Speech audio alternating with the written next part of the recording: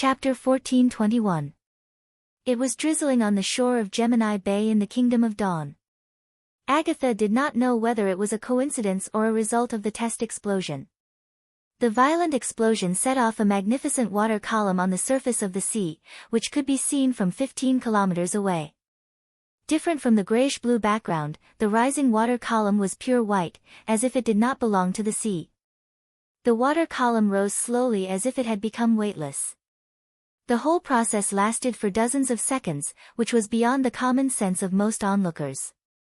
In the end, it turned into raindrops and returned to the sea, replaced by a twisted white mist, which was larger and higher than the water column. Until now, the strange smoke cloud could still be seen. As for the sailboats that had gathered around the test explosion site, they were long gone. It was at this moment that the rain started. It had always been her regret that she could not participate in the first test explosion on the snow mountain. Now, she could finally make up for it. Agatha could not help but think of the conversation between His Majesty and Phyllis after the artillery demonstration in Neverwinter 2 years ago. The exothermic reaction between chemical materials was just the lowest level of explosion. His goal was to recreate the glory of the sun. Putting aside the nonsense about radiant radiation, His Majesty was generally quite reliable. What surprised her was that there was no applause from the audience this time. The invited nobles sat in their chairs in a daze, as if they had forgotten to whisper to each other. Many of them had complicated expressions, and even a hint of fear flashed in their eyes. As the representative of Greycastle, Agatha had prepared a long speech according to Roland's instructions, but after seeing this scene, she immediately stood up and left the audience. She could completely guess what these people were thinking. Sometimes, silence could explain everything. In any case, His Majesty had fulfilled his promise. The attending nobles of the Kingdom of Dawn had witnessed the ability of human beings with their own eyes. The following data collection was naturally handled by the Ministry of Industry. In less than half an hour, the preliminary conclusion was sent to her: the test explosion had achieved the desired effect. Agatha tied the note that read, "Everything goes well," to the flying messenger and threw it into the sky. The messenger spread its wings and quickly disappeared into the western horizon. "I hope the air raids on the other side are going well," she thought. In the castle of the City of Glow, the General Staff Department was sorting out the latest intelligence brought by the air raid. The outcome of the attack was extremely ideal. The demons probably did not expect the humans to launch a new attack so quickly after their defeat at the impassable mountain range. Coupled with the Air Knight's innate agility, the demons only reacted when the aircrafts approached the deity of gods. This meant that the demons had the ability to make the land within a radius of dozens of kilometers fly, but they did not have the ability to completely monitor the area. This not only gave the First Army an idea, but also gave the Seagull the opportunity to record the positions of all the devil beasts. Unlike biplanes, the devil beasts did not need a flat, open space to take off and land. But for now, they were still being bred together and would be under unified command during wartime. Therefore, the large Blackstone Pagoda where the devil beasts resided was undoubtedly a worthy target. The magic barrier above the Mist Lake was the most crucial piece of information. Not only did the Air Knight discover its existence, he even confirmed through continuous bombardments that it could be weakened. Although the principle was unclear, the characteristic was similar to the barrier that the senior demons usually possessed, just that the range was much larger. If they could establish a connection between the two, the General Staff Department would be able to calculate the amount of firepower needed to break through the barrier. Compared to the above information, the loss of 4 Fire of Heaven aircrafts was considered a small price to pay. Manfeld Castian. Roland put down the battle report and sighed. He is indeed worthy of a commendation. It was not difficult to be determined. What was difficult was to be determined and have the ability to carry it out. Breaking into the sky above the demon city, relying on his own understanding to complete the dive and drop the bombs, and finally leading his teammates to escape safely, this talent could only be described as outstanding. "I will pass on the commendation to him." Tilly shrugged and whispered, "But I have never seen him." "What?" "No, it's nothing. I still have things to do, so I will take my leave first." Tilly turned and walked out of the room. Roland heard Nightingale chuckle behind him. Ah. Did you hear what she said? No. Nightingale pursed her lips. But I can basically guess. Oh. Tell me about it. She gestured 5 fingers. So many. Roland was surprised. Who asked her to be the Princess Royal Highness? This is already a discount. All right, deal. Nightingale licked her lips happily. That Air Knight's talent is indeed not bad, but you have praised him too much. Among all the Air Knights, isn't it obvious who is the most talented? You seem to take things that can be done for granted, but it is not the case for the person involved. At this point, she paused slightly. After all, this is not something we can choose, right? Indeed, ability is also a kind of talent. Roland sat by the window of the Rose Café, looking out into the bustling streets in a daze. Although the starting point was high, to fully unleash it required a large amount of hard work. He had indeed neglected this point recently. Hey, what are you daydreaming about? Roland retracted his gaze and saw Valkyrie sitting opposite him with 2 cups of coffee. Of course, I'm thinking about how to quickly reach the bottomless land. He temporarily cast aside the distracting thoughts in his mind and roughly described the process of the air raid on the deity of gods. Is this magic barrier that can cover a large area related to the abilities of the senior demons? Is it also a recently developed technology? If I were you, I wouldn't use the term demon. Valkyries replied unhappily. My race's specific abilities depend on the type of magic stone. The shield magic stone was chosen because of its good compatibility and high practicality. It is not a necessary ability. For example, I did not fuse with such a magic stone. In addition, no matter what, the magic stone's range cannot cover the entire birth tower. It should be another result of Mask's research. What's that? Valkyries drank a mouthful of coffee. Using the core instrument to simulate the cyclone structure of the magic stone, to achieve a large increase in the effects. This idea has been around for a long time, but there are many practical obstacles. I never expected it to succeed. This also meant that the barrier that appeared on the deity of gods was essentially the same as their abilities. Roland silently noted this point down. At the very least, it proved that the idea proposed by the general staff was feasible. The one who developed the symbiotic demons was also Mask. That's right. In a certain sense, he is very similar to the Transformer Heathtulis. He has never used a single magic stone for combat. Valkyries nodded. Considering that the symbiotic demons aren't ideal in dealing with the Sky Sea realm, it is logical for the king to send him. After the two chatted about the current situation, Nightmare Lord stood up and bade farewell. When he sent him to the door, Roland suddenly said, "Thank you." The latter stopped in surprise. Haxor did not appear in the 2 recent battles. He probably believed the contents of the letter. If he had been present, the First Army's losses would have been much higher. At least on this point, I should be thanking you. Don't forget, I'm not helping you, but my race. Valkyries turned back. If you can keep your promise, it will be the best reward. Other than that, I don't need any gratitude.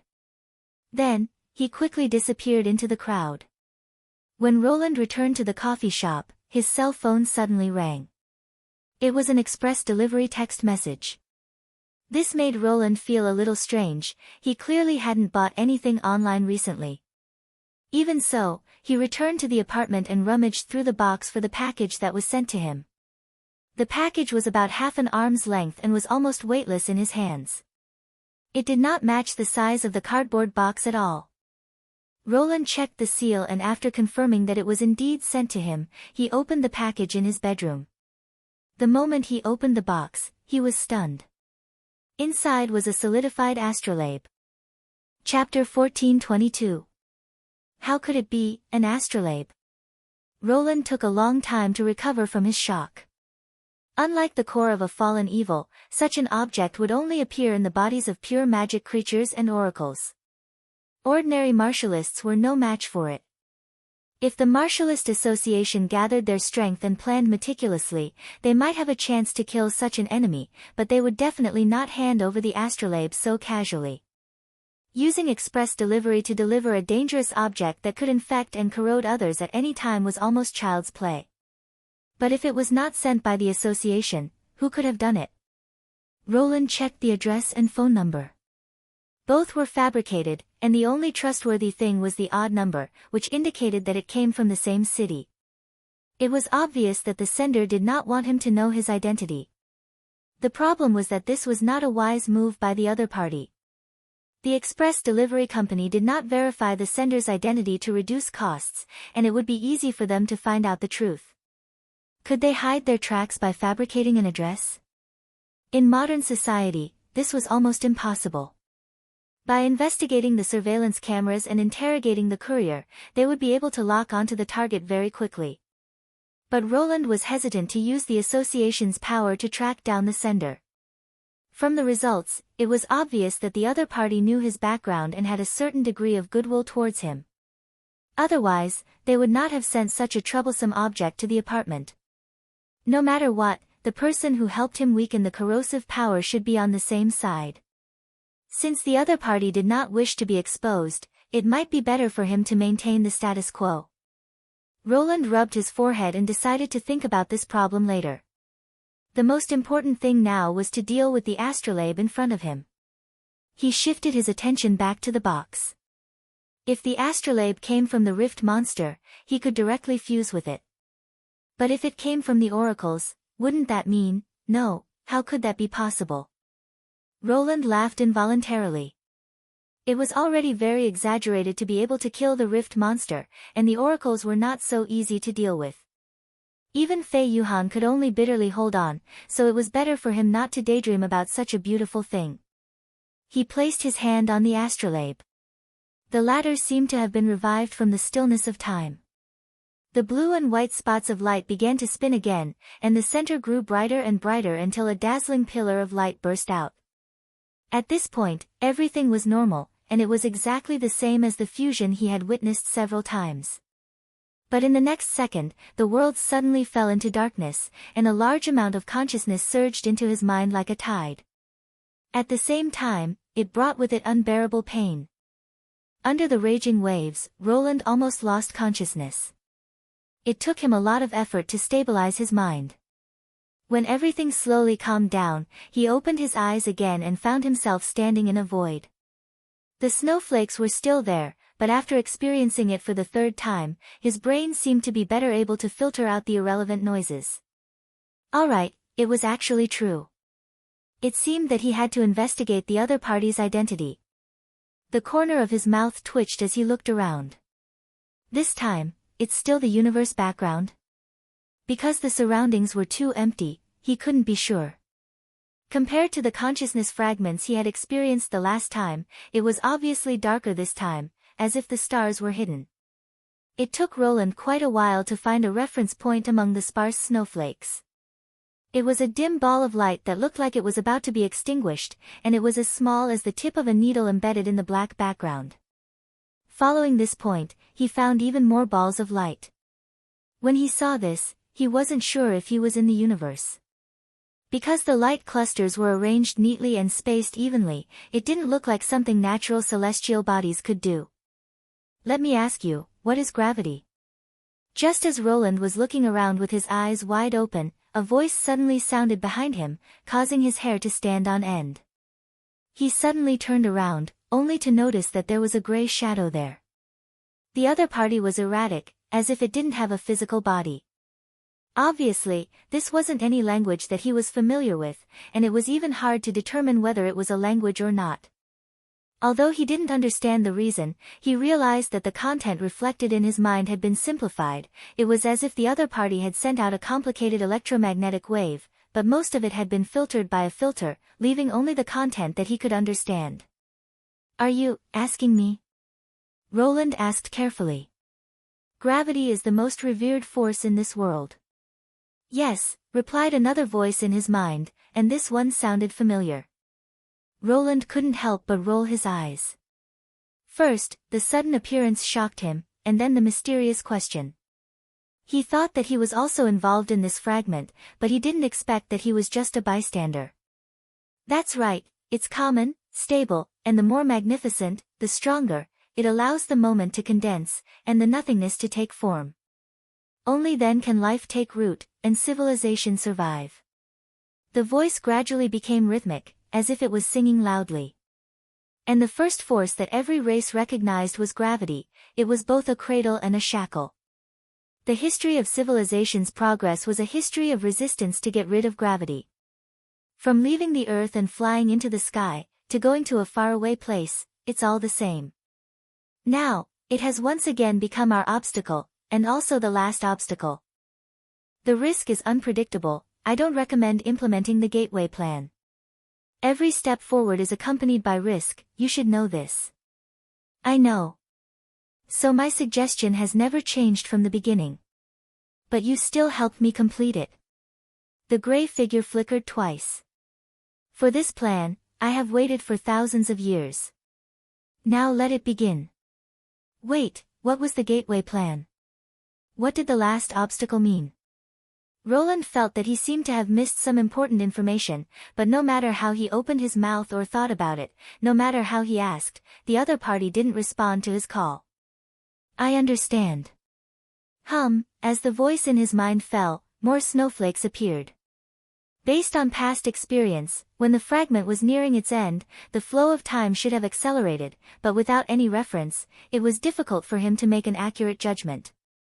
Roland saw that the light clusters began to move toward the center, but their brightness did not increase but decreased, and soon it became pitch black. The rest of the light clusters flew into the darkness like moths to a flame, without the slightest pause. It was impossible to calculate how many converged in the end. The process seemed to happen in an instant, but also seemed to be extraordinarily long. Finally, as if a limit had been broken, a dazzling red light suddenly bloomed in the darkness, and in the blink of an eye, it swept across the entire world. Its speed was far faster than light, and by the time Roland reacted, it had already completed its sweep, and everything returned to its original state. But Roland knew that this world was completely different. A drastic change was happening. The first to respond was the gray figure. It disintegrated like mist under the light. Then came more death information. They happened in every corner of the darkness. Countless annihilation and withering occurred one after another. Roland couldn't see this scene with his eyes, but it was reflected in his mind. The city in the distance burned, the orbit around the planet fell apart, the fish in the stream stopped swimming, the insects in the cave rotted into a pool of filth. Even his body, which was floating in the void, began to change and distort. At this moment, there was no difference whether life was of a high or low level. The snowflakes also occupied his entire vision at this moment. When everything was over, the scene of the bedroom reappeared in his eyes. Roland endured the strong discomfort, gritted his teeth and moved to the window. The warm afternoon sun shone on him, and the lively street below made him heave a sigh of relief. Only then did he realize that his cheek seemed to be a little wet. He probed it with his finger, and it was a line of tears. Chapter 14:23. Damn it, Roland took a deep breath and raised his hand to wipe his cheeks. This feeling was a little too real. But he knew that he was only pretending to be relaxed to hide the surging negative emotions in his heart. Even now, his hands were still trembling slightly, and his back was wet and cold. Just now, he felt as if he had personally experienced an extremely terrifying disaster. Even though it was only a short moment, he felt as if he had accompanied those dying lives and civilizations through their final stages. Or rather, he was one of them. From fish and insects to birds and beasts, from low to high, their struggling figures and cries of pain lingered, as if the entire universe had become a land of death. These tears were shed for them. For a moment, Roland even felt a little reluctant to leave the sunlight that shone in through the window. The originally ordinary scene outside the window had now become especially moving. Even the dirty water flowing by the wall and the dog skin advertisements that could be seen everywhere appeared vivid and natural. Looking at the messy and busy streets for a long time, he finally managed to calm his emotions. Now, he could basically confirm one thing: magic power did not exist in this world from the beginning. This guess had been raised by Anna in the second act, and now it was confirmed. It was the gateway plan that caused the appearance of magic power. But without a doubt, that was not the outcome that the interlocutor wanted. The gray shadow hoped to escape the gravitational pull, and the other party even directly mentioned unpredictable risks. Now, it seemed that magic power was an accident that they did not expect. And the catastrophe caused by magic power became the so-called price of the gods. In the end, this power spread in an extremely short period of time, and the interlocutor was not able to escape. The entire world became what he saw now. However, Roland realized that even though he understood all this, what he knew was still superficial. The most important question was, what exactly was the gateway plan, and why was the gray shadow so obsessed with it? What did the Battle of Divine Will have to do with all this? They couldn't be expecting them to fill in this loophole, right? He turned his head and stared at the delivery box for a long time before finally picking up his phone. Hello, Mr. Rock, I need the association to help me find someone. Neverwinter, the entrance to the Fertile Plains, Station 2. A train slowly stopped in front of the loading dock. Buddy, I'll be going first. Without waiting for the train to come to a complete stop, Charms excitedly jumped onto the platform. Hey, you brat, you can't just let me fill the boiler alone, right? Please, please. Tonight's ale is on me. He quickly ran towards the cargo carriage, leaving Hank's voice behind him. After the end of the tequila campaign, Charms did not become a formidable and handsome military officer as he had imagined. Even though his father and his elder brother who had sacrificed themselves had received His Majesty's commendations and honors, the administrative office transferred him and his father out of the First Army and transferred them to full-time train drivers. His father did not have any objections. After all, after the war, someone would still need to drive the train. Even if this powerful machine did not carry artillery, it still had a wide range of uses. Even after the main force retreated to Neverwinter, the number of vehicles on the Fertile Plains did not decrease. The administrative office used this reason to transfer them out of the army. In his father's words, he was serving His Majesty no matter where he went. Furthermore, his treatment was much better than before. However, Charms was not so happy. How could dealing with black coal every day compare to wielding a spear and fighting monsters? Furthermore, his elder brother had sacrificed himself in the battle to defend the camp. He had to go to the front lines and kill a few demons to avenge his elder brother. Serving a steam locomotive was not enough to do that. What he was most vexed about was that his second brother was not affected at all.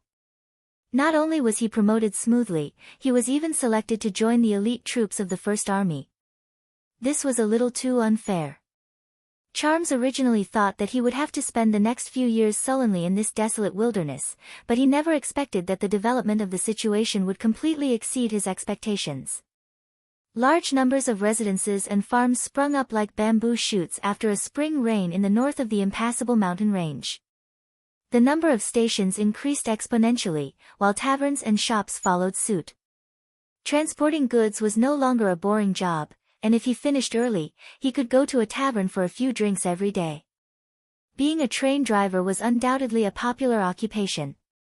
Regardless of whether it was a native or a migrant, everyone was filled with interest towards the forbidden land that was once known as the Cursed Land.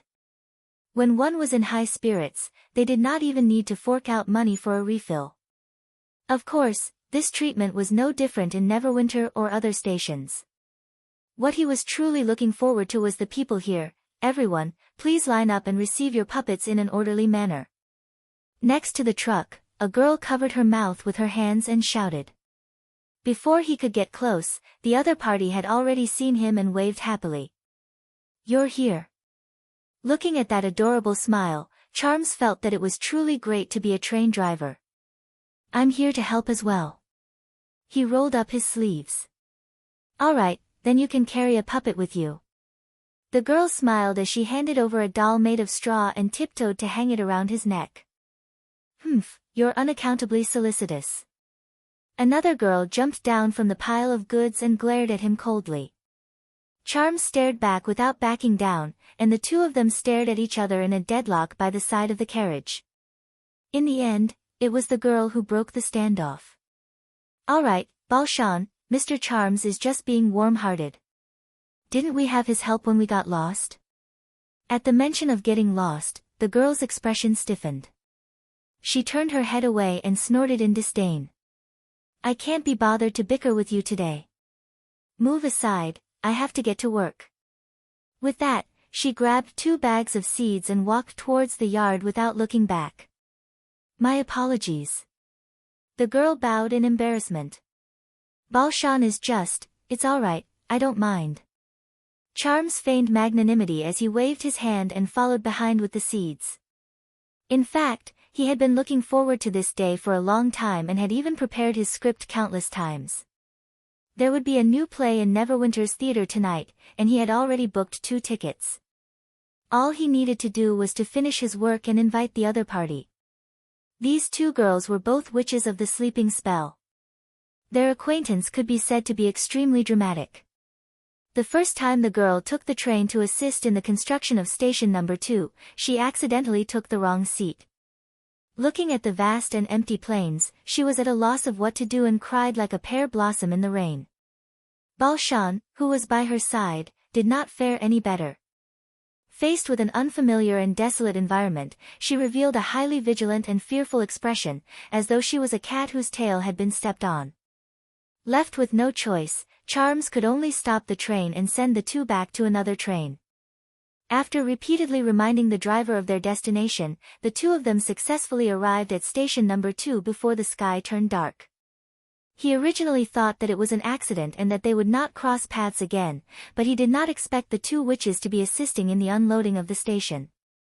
As time went by, they gradually became familiar with each other, and he also found out her name, Dusk. Chapter 1424. Dusk was adorable. It wasn't just her looks. Of course, her looks were outstanding, and there weren't any witches that were lacking. Even Balshan, who always treated him coldly, couldn't be described as ugly. Sometimes, when she put on a straight face, there was a unique flavor to her. But Charms would never say it out loud. Undoubtedly, he would only be met with even more coldness. Dusk's adorableness lay in other aspects. She would smile when she was happy and cry when she met with setbacks. She never hid her emotions and thoughts, and was as pure as a spring in the snow. But she was exceptionally persistent in certain aspects. For example, in the week after she got lost, she waited by the platform for him to appear, just to thank him properly. In short, everything was fine. Dusk was different from all the ladies he had seen before. She was the most unique one, and if the others were black and white, she would definitely be orange-red, just like her curly red hair. In comparison, Balshan paled in comparison. Both of them were witches. "Hey, don't think that I don't know what you're thinking." Charms discovered Balshan waiting for him at the entrance of the depot. "You should know that we're witches, right? From the first day we met." He retorted. "So you're admitting that you're just playing around?" Balshan frowned.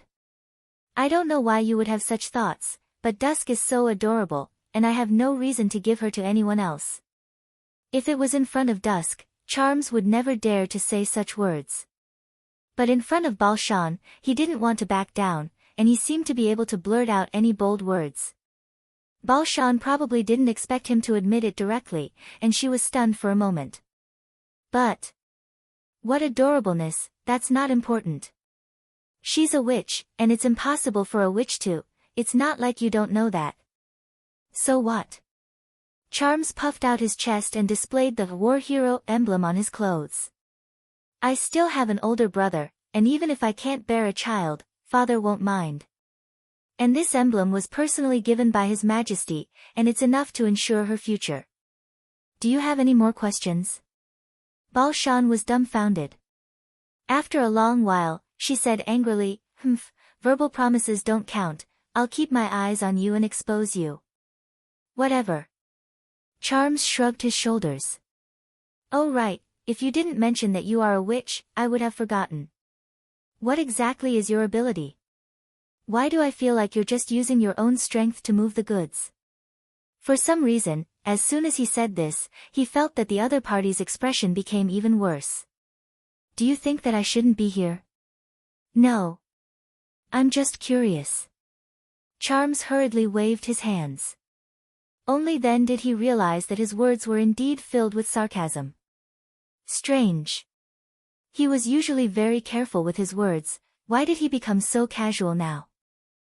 Although the other party was unreasonable, he was not a person who would seek revenge for the smallest grievance. Just as he thought that she would not reply, Balshan said softly, "My ability is to kill."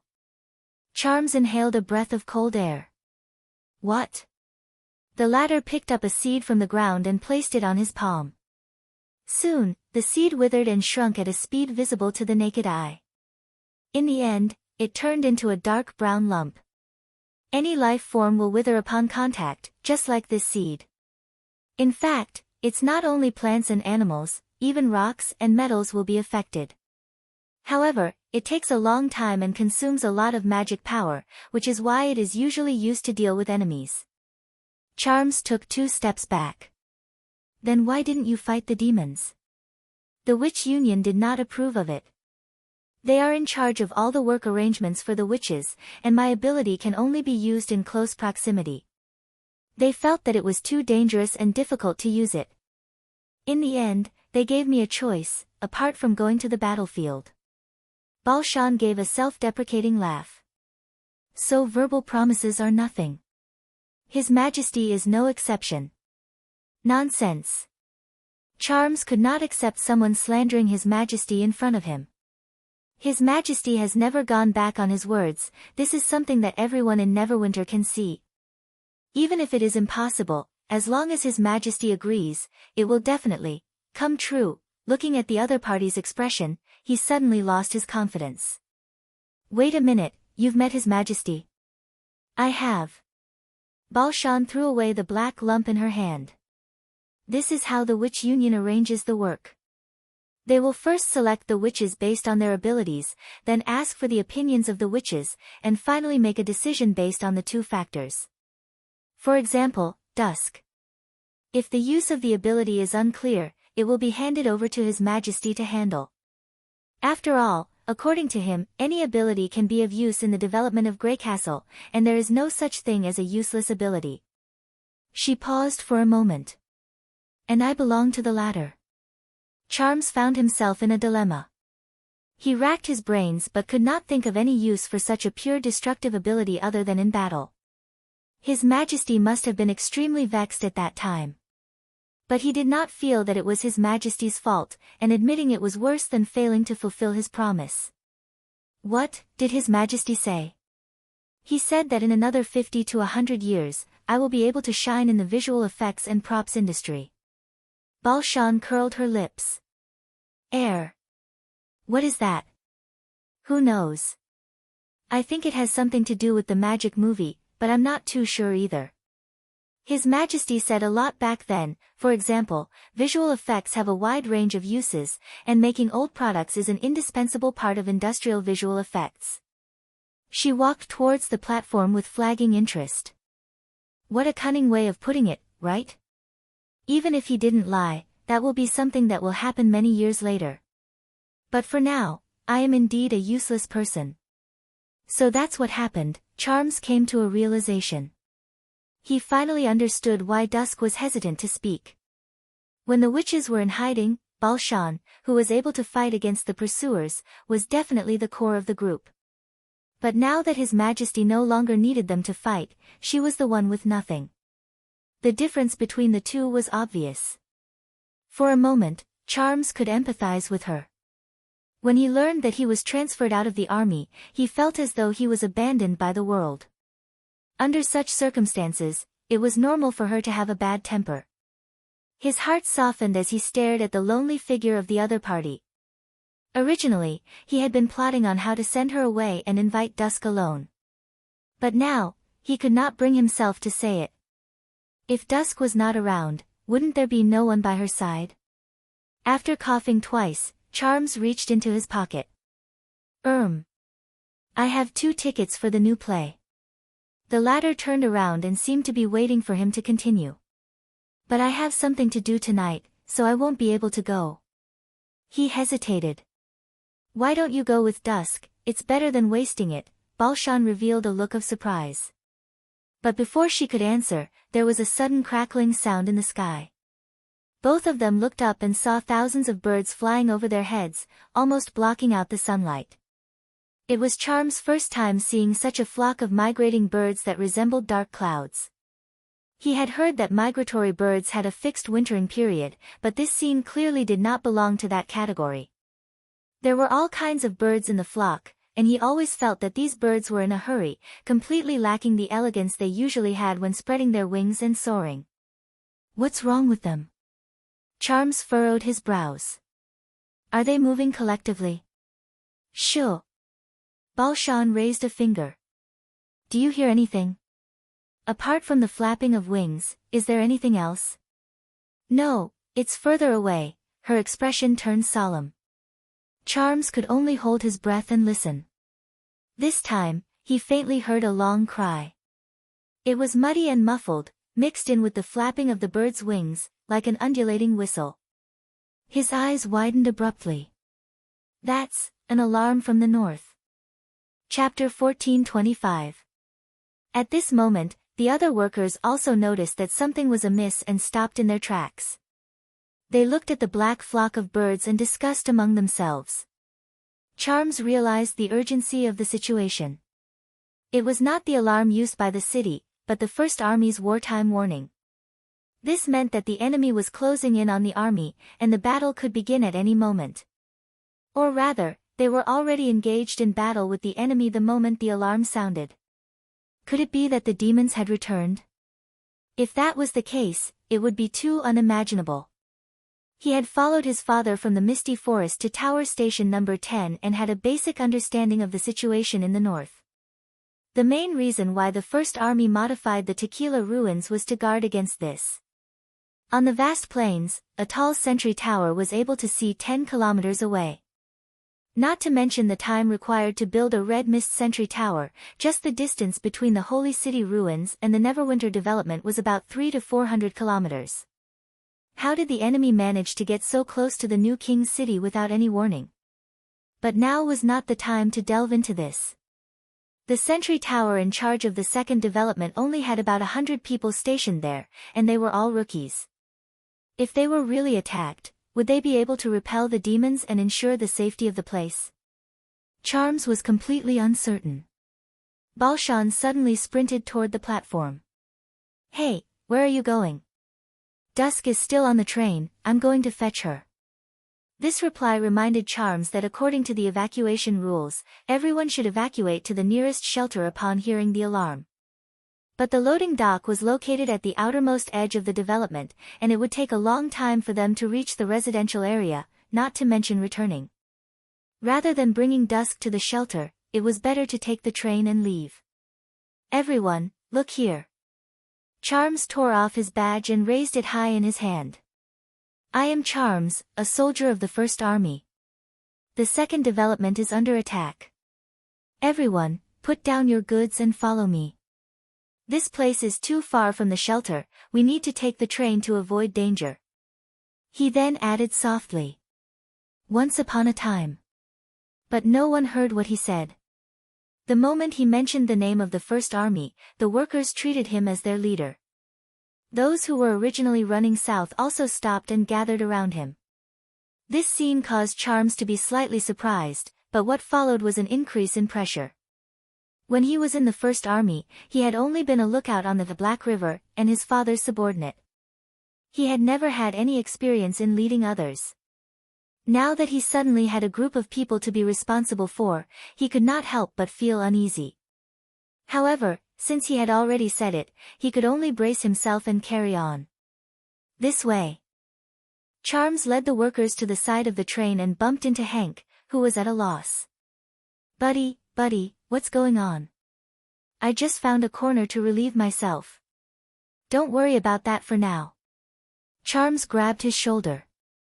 Are the coal and water ready? How's the air pressure in the boiler? The latter nodded in panic. It's in standby mode and can be activated at any time. Very good. He shouted, go and pull the steering lever back, we'll drive backwards to Station 1. Don't forget to honk before you release the brakes, understand? Also, keep the gun loaded and in a place where you can reach it at any time. Then, how about you? I'll make arrangements for the others first, then meet up with you at the front of the train. 15 minutes later, the train spewed out white smoke as it slowly drove out of Station 2.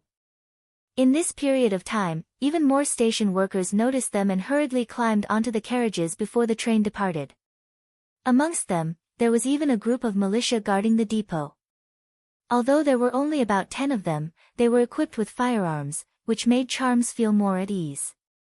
Even though he wanted to stay by Dusk's side, the most important thing at this moment was to transport everyone to a safe location. Thus, after confirming that she was safe, he followed the walkway back to the front of the train. It was at this moment that Charms saw the enemies that were attacking the development. A group of demonic beasts. Oh my god, didn't they say that they would only appear during the months of demons? Hank mumbled as he leaned against the window. Who knows what's happening in this godforsaken place? Charms retrieved his rifle from the locker and climbed up the roof of the train with practiced ease.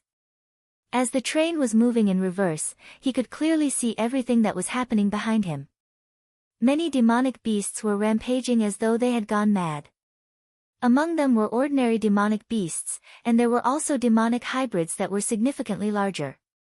Their speed was much faster than he had expected. Not long after they left the platform, he could already see black figures crossing the tracks and charging into the loading bay. If everyone were to escape on foot, they might not be able to outrun these berserk beasts. He had made the right choice. This thought made Charms heave a sigh of relief. But his doubts remained. Demonic beasts had been defeated by the concrete walls and guns a few years ago, and were unable to take a step into Neverwinter's hinterland. The first army was much stronger than before, so how could they be invaded by demonic beasts now? The next few rounds of gunfire made him even more puzzled. Several demonic hybrids noticed the rumbling train and chased from the north, but they were all shot down by the van, or rifles, leaving behind puddles of black blood. The demonic beasts did not undergo any earth-shattering changes in the past few years. Their attack methods were still the same as wild beasts, with sharp fangs and claws. The threat they posed was far lower than the spear-throwing mad demons. He could not understand how such an enemy could silently attack the Tequila garrison.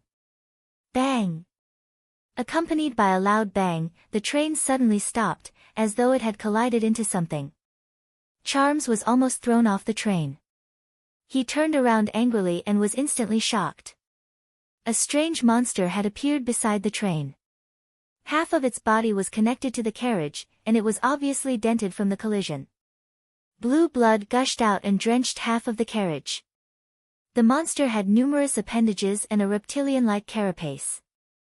The pair of side-like claws on its head proved its status among the predators. Strangely, he did not notice any monster in front of the carriage, so where did it come from? But Charms did not have the time to bother about this.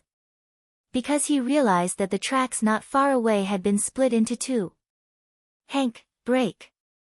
He yelled as he got into the carriage, grabbing onto the handrails as fast as he could. Although his companion was confused, he still pulled the brakes at the first instance. A sharp whistle resounded throughout the entire train, and Charms could even smell the burnt smell of the wheels heating up. But it was too late. The train rumbled as it passed through the broken track, and the heavy body of the carriage instantly sank into the gravel as it plunged down the roadbed. The carriages that had lost the restraints of the tracks crashed into each other, and the violent tremors caused the train to overturn. All of you read M. Chapter 1426. For a moment, Charms felt the world spinning around him. His ears were filled with the sound of metal twisting, steam gushing, and Hank's screams. This moment felt like an eternity, and when the carriage finally stopped, his body was already sprawled out by the window. Fortunately, his limbs still obeyed his commands. He flipped over, stuck his head out, and crawled up.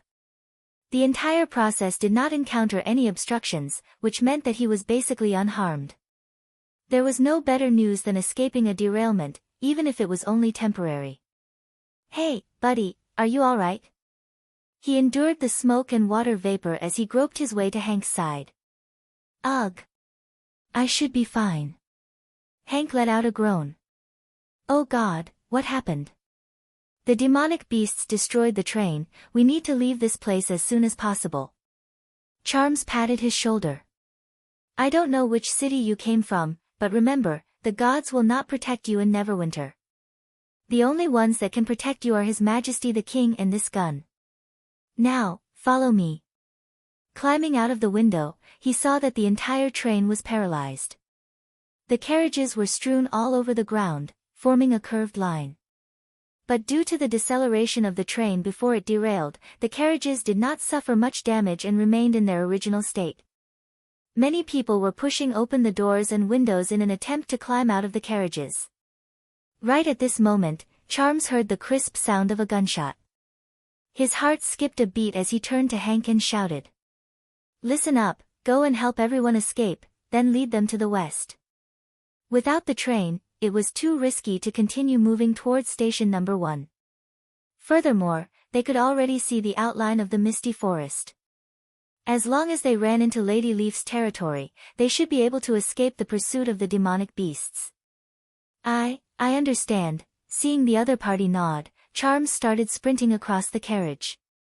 He had to find Dusk as soon as possible. When he reached the last carriage, Charms discovered that the militia was fighting with a few wolves that had caught up to them. They had already left behind a few corpses, but they were still trying to climb onto the roof of the carriage. He released the safety and opened fire at the wolves from a distance of less than 10 meters. Even though this was the first time he pulled the trigger on an enemy, his past training allowed him to quickly get the hang of it. In a short while, he helped the militia kill all of them. However, before he could catch his breath and ask everyone where the witches were, the ground suddenly trembled. The bullet casings that landed on the body of the car slid down one after another, making clanking sounds. When the vibration reached its peak, the ground in front of them suddenly bulged, and a giant worm broke out of the ground, opening its bloody mouth and lying in front of everyone. "What the hell? What is this?" The militiamen screamed and pulled the trigger. The monster's body was immediately shot with blood, but compared to its huge body, the wounds caused by the bullets were not fatal. Following that, the worm's skin swelled up and Charms could clearly see the pulsating green blood vessels below. Following a series of disgusting squirming sounds, a group of demonic beasts covered in mucus was spat out. Charms could not believe his eyes. There was actually such a strange monster amongst the demonic beasts. But at this time, he had no time to be amazed. Most of the newly appeared demonic beasts were hybrids. When they dispersed, he would be the unlucky one. "Fire, fire!" he shouted as he fired at the enemy. This sentence awakened the militiamen, and they used the train as cover as they fired at the demonic beasts from the gaps between the gaps. In an instant, many of the hybrids were killed before they could even stand up straight. However, the giant worm did not shrink after spitting out the demonic beasts. Instead, it swelled up until a pair of fangs pierced out from within and tore the worm's mouth apart. Only then did the final hybrid come out, bathed in blood. The moment Charms saw it, his heart turned cold. It was a monster that he had only heard of from his father. The thick fangs and 4 limbs indicated that it was the rumored fearful beast of hell. It was also the most difficult enemy to deal with among the hybrids. Not only did it rarely appear at the borders of Neverwinter, ordinary firearms were unable to stop its attacks. After the fearful beast tore open the worm's mouth, it raised its fangs and charged towards the train. Charms subconsciously leaped to the ground, but at the same time, the enemy slammed into the carriage, causing the heavy carriage to slide. 2 militiamen who were unable to evade in time were knocked to the ground by the carriage and were run over by it. They did not even have the chance to scream before they turned into a pile of flesh and blood. The fearful beast was also unable to move because its fangs were deeply embedded in the metal. The militiamen fired at the target, but it was useless apart from making the beast even more enraged. Suddenly, a slender figure charged into the battlefield. It was clearly a female human, which caused everyone to raise their muzzles. Danger, get out of the way. Charms immediately recognized the other party and blurted out.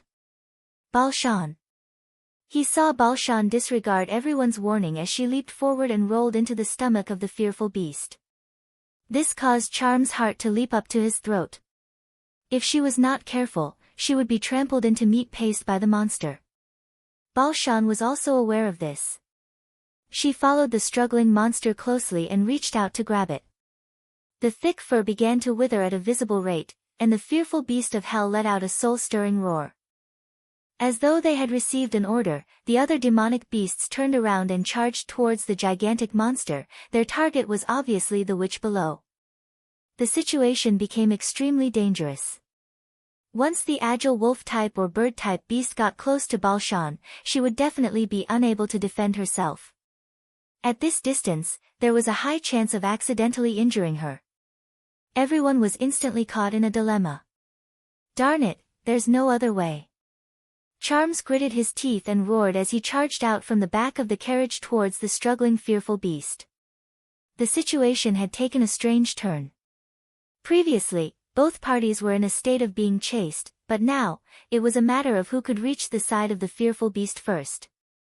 A bear-type demonic beast turned its head to bite at him, but he did not dodge and instead thrust his spear forward. Scram! The moment he fired, the spear barrel was almost pressed against the head of the target. With a loud bang, the bear-type's head was blasted into pieces and it fell to the ground. Charms did not even bother to look at it as he continued to charge forward. In order to reduce the chance of accidental injury, there was no other way but to close the distance. At this moment, the mutated goshawk and wild boar had already reached the side of the fearful beast.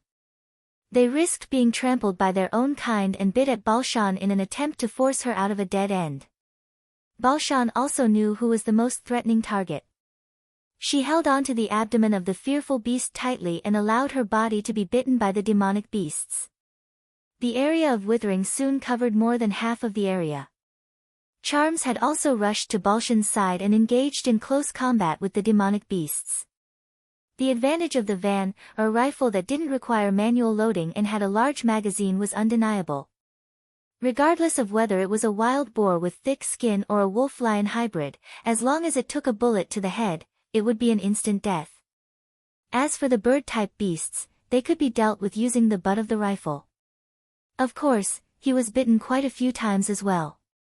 In order to protect Balshan, he could only use his body to block the attacks of the enemy. The fearful beast finally pulled out its long fangs, but it did not have much strength left. The power of decay had already spread throughout its entire body, and its seemingly indestructible fur was now as thin as paper, unable to withstand the weight of its organs. It staggered twice before falling to the side. Large amounts of organs and intestines spewed out from the first part of its body that had withered, and at the same time, a pungent smell of decay permeated the air. Charms noticed that the organs had already swelled up and turned white, as though they had been soaked in the sewers for months. The surviving demonic beasts dispersed upon seeing the situation, as though they were completely frightened out of their wits. Enduring the intense pain all over his body, he caught Balshan, who had lost her support and was falling backward, in his arms. Chapter 14:27. Why are you here? Charms carried Balshan and limped towards the train. Where's Dusk? She has already met up with the others, and retreated towards the misty forest. Balshan forced a smile. As for me, if I didn't come to help, all of you would have died here. So, are you blaming me? You think I'm not suited to appear on the battlefield? She mocked weakly. Don't forget that I'm a combat witch. Cough, when you were still playing in the mud, I was already fighting for my survival. You're injured to this extent, but you still don't forget to criticize me. You're not cute at all. But after knowing that Dusk had left, Charms felt much more at ease. Hank probably did what he had instructed him to do. At this moment, a wriggling sound came from behind them. Charms turned around and saw the worm monster with a mouth full of blood swelling up again. What the hell, is there no end to it? He slowly moved to the side of the carriage and placed Balshan on the ground. That's right. Run for your life while there's still time. Balshan took a deep breath. Your cowardly companions have all escaped, leaving me here can at least, hey. Her expression suddenly changed. What are you trying to do? Charms sat down cross-legged and loaded the bullets in his bag into the empty magazine. Isn't it obvious? It's impossible to outrun the demonic beasts while bringing you along. Then you should just leave me behind and run by yourself. Did you guys do this in the past? But in the First Army, His Majesty taught us to fight for the ordinary people. I can't just leave you, an ordinary person, and let you stall for time while I escape by myself. Balshan was stunned. She never expected that there would be a day when she would be classified as an ordinary person. Charms placed all the magazines by his side and leaned over to hold his rifle. Also, the longer I hold off the enemy, the safer Dusk will be. So stop complaining. He didn't blame the militia. They weren't official soldiers, and their main responsibility was to protect the depot and train station from being robbed. Asking them to deal with a monster like the fearful beasts of hell was too much for them, and it was already good that they could last until now. You. Balshan wanted to say something, but she eventually shut her mouth. They're here. Charms aimed at the newly spewed demonic beasts and pulled the trigger. The crisp sound of gunfire echoed across the plains, but it was much fainter than before. The muzzle of the gun, which was still emitting wisps of smoke, was always aimed at the most threatening target, while the nimble and small demonic beasts were completely left to the people around him to deal with. There was no communication between the two of them, but they had formed a strange tacit understanding. This sense of trust made him feel like he was in the army. He seemed to have resisted for a long time, but also seemed to have resisted for only a short moment. Due to the loss of blood, his vision gradually became blurry, and his hands and feet became slower and slower. On the contrary, Balshan, whose injuries were much worse than his, didn't collapse. She wrapped her clothes around one arm to act as bait, while her other arm was a lethal weapon. Small demonic beasts like wolves and foxes would be severely injured or killed if they were to come into contact with it. Surprisingly, Charms didn't see much despair on her face. She didn't look like someone who was heavily injured. Her high concentration, decisive actions, and blood-stained eyes made Balshan seem completely different from his memories. This also made him realize that this was how a combat witch should look like. She had once lost everything she was good at, but at this moment, she had once again become her true self. A new hybrid emerged from the worm's body, and the two of them knew that this was the final moment. It's a pity about that theater ticket. Balshan moved back to his side with a mocking smile. If you were to die here, I would be at ease. At least I wouldn't have to worry about Dusk being deceived by you. As expected, this fellow isn't cute at all. Charms snorted. That's right, the most regretful one is you. At the last moment, you can only stay with me, no. She interrupted unexpectedly. In fact, I feel that, woo, the sharp whistle drowned out her words. Following that, balls of flames exploded around the worm, and the rising dust and rubble caused the demonic beasts to temporarily stop moving. Charms was suddenly energized. He forcefully propped himself up and looked towards the direction of the whistle. A black armored train appeared on the horizon behind him, and the cannon at the top of the train flashed continuously. It was the Black River that had galloped across the fertile plains during the northern expedition. He shook Balshan agitatedly. Do you see that? It's the Black River, our reinforcements have arrived. But the latter didn't give him any response. Hey! Charms turned around abruptly, only to see that the other party had already closed her eyes and slid to the side of the carriage. Wake up, hey, wake up! But no matter how he shook her, Balshan didn't open her eyes. The next time he saw her, it was already 2 days later. This is her room, do you need me to knock on the door for you? Camilla, the butler of the sleeping spell, asked. No, thank you, I can do it myself. Charms hurriedly bowed to the other party. This was his first time visiting a witch's residence. This place didn't allow outsiders to enter, and only those invited by the residents could enter. He only wanted to give it a try, but he didn't expect to receive approval so quickly. Then please take note of the time. Camilla nodded and left. Charms heaved a sigh of relief. Thinking back to the scene from 2 days ago, he felt rather awkward. Even now, the admonition of the medical staff was still ringing in his ears. She's not dead yet. If you continue shaking her like that, you might really kill her. Seriously, you're clearly someone who has been to the battlefield, but you don't know that it's easy for you to faint after forcefully holding on to your last breath. Don't railway soldiers need to undergo emergency rescue training? You only know how to make a fuss. Could it be that she's someone important to you? Charms hurriedly shook his head to dispel these annoying memories. Actually, after knowing that Balshan was still alive, he didn't have to be in such a hurry to visit her.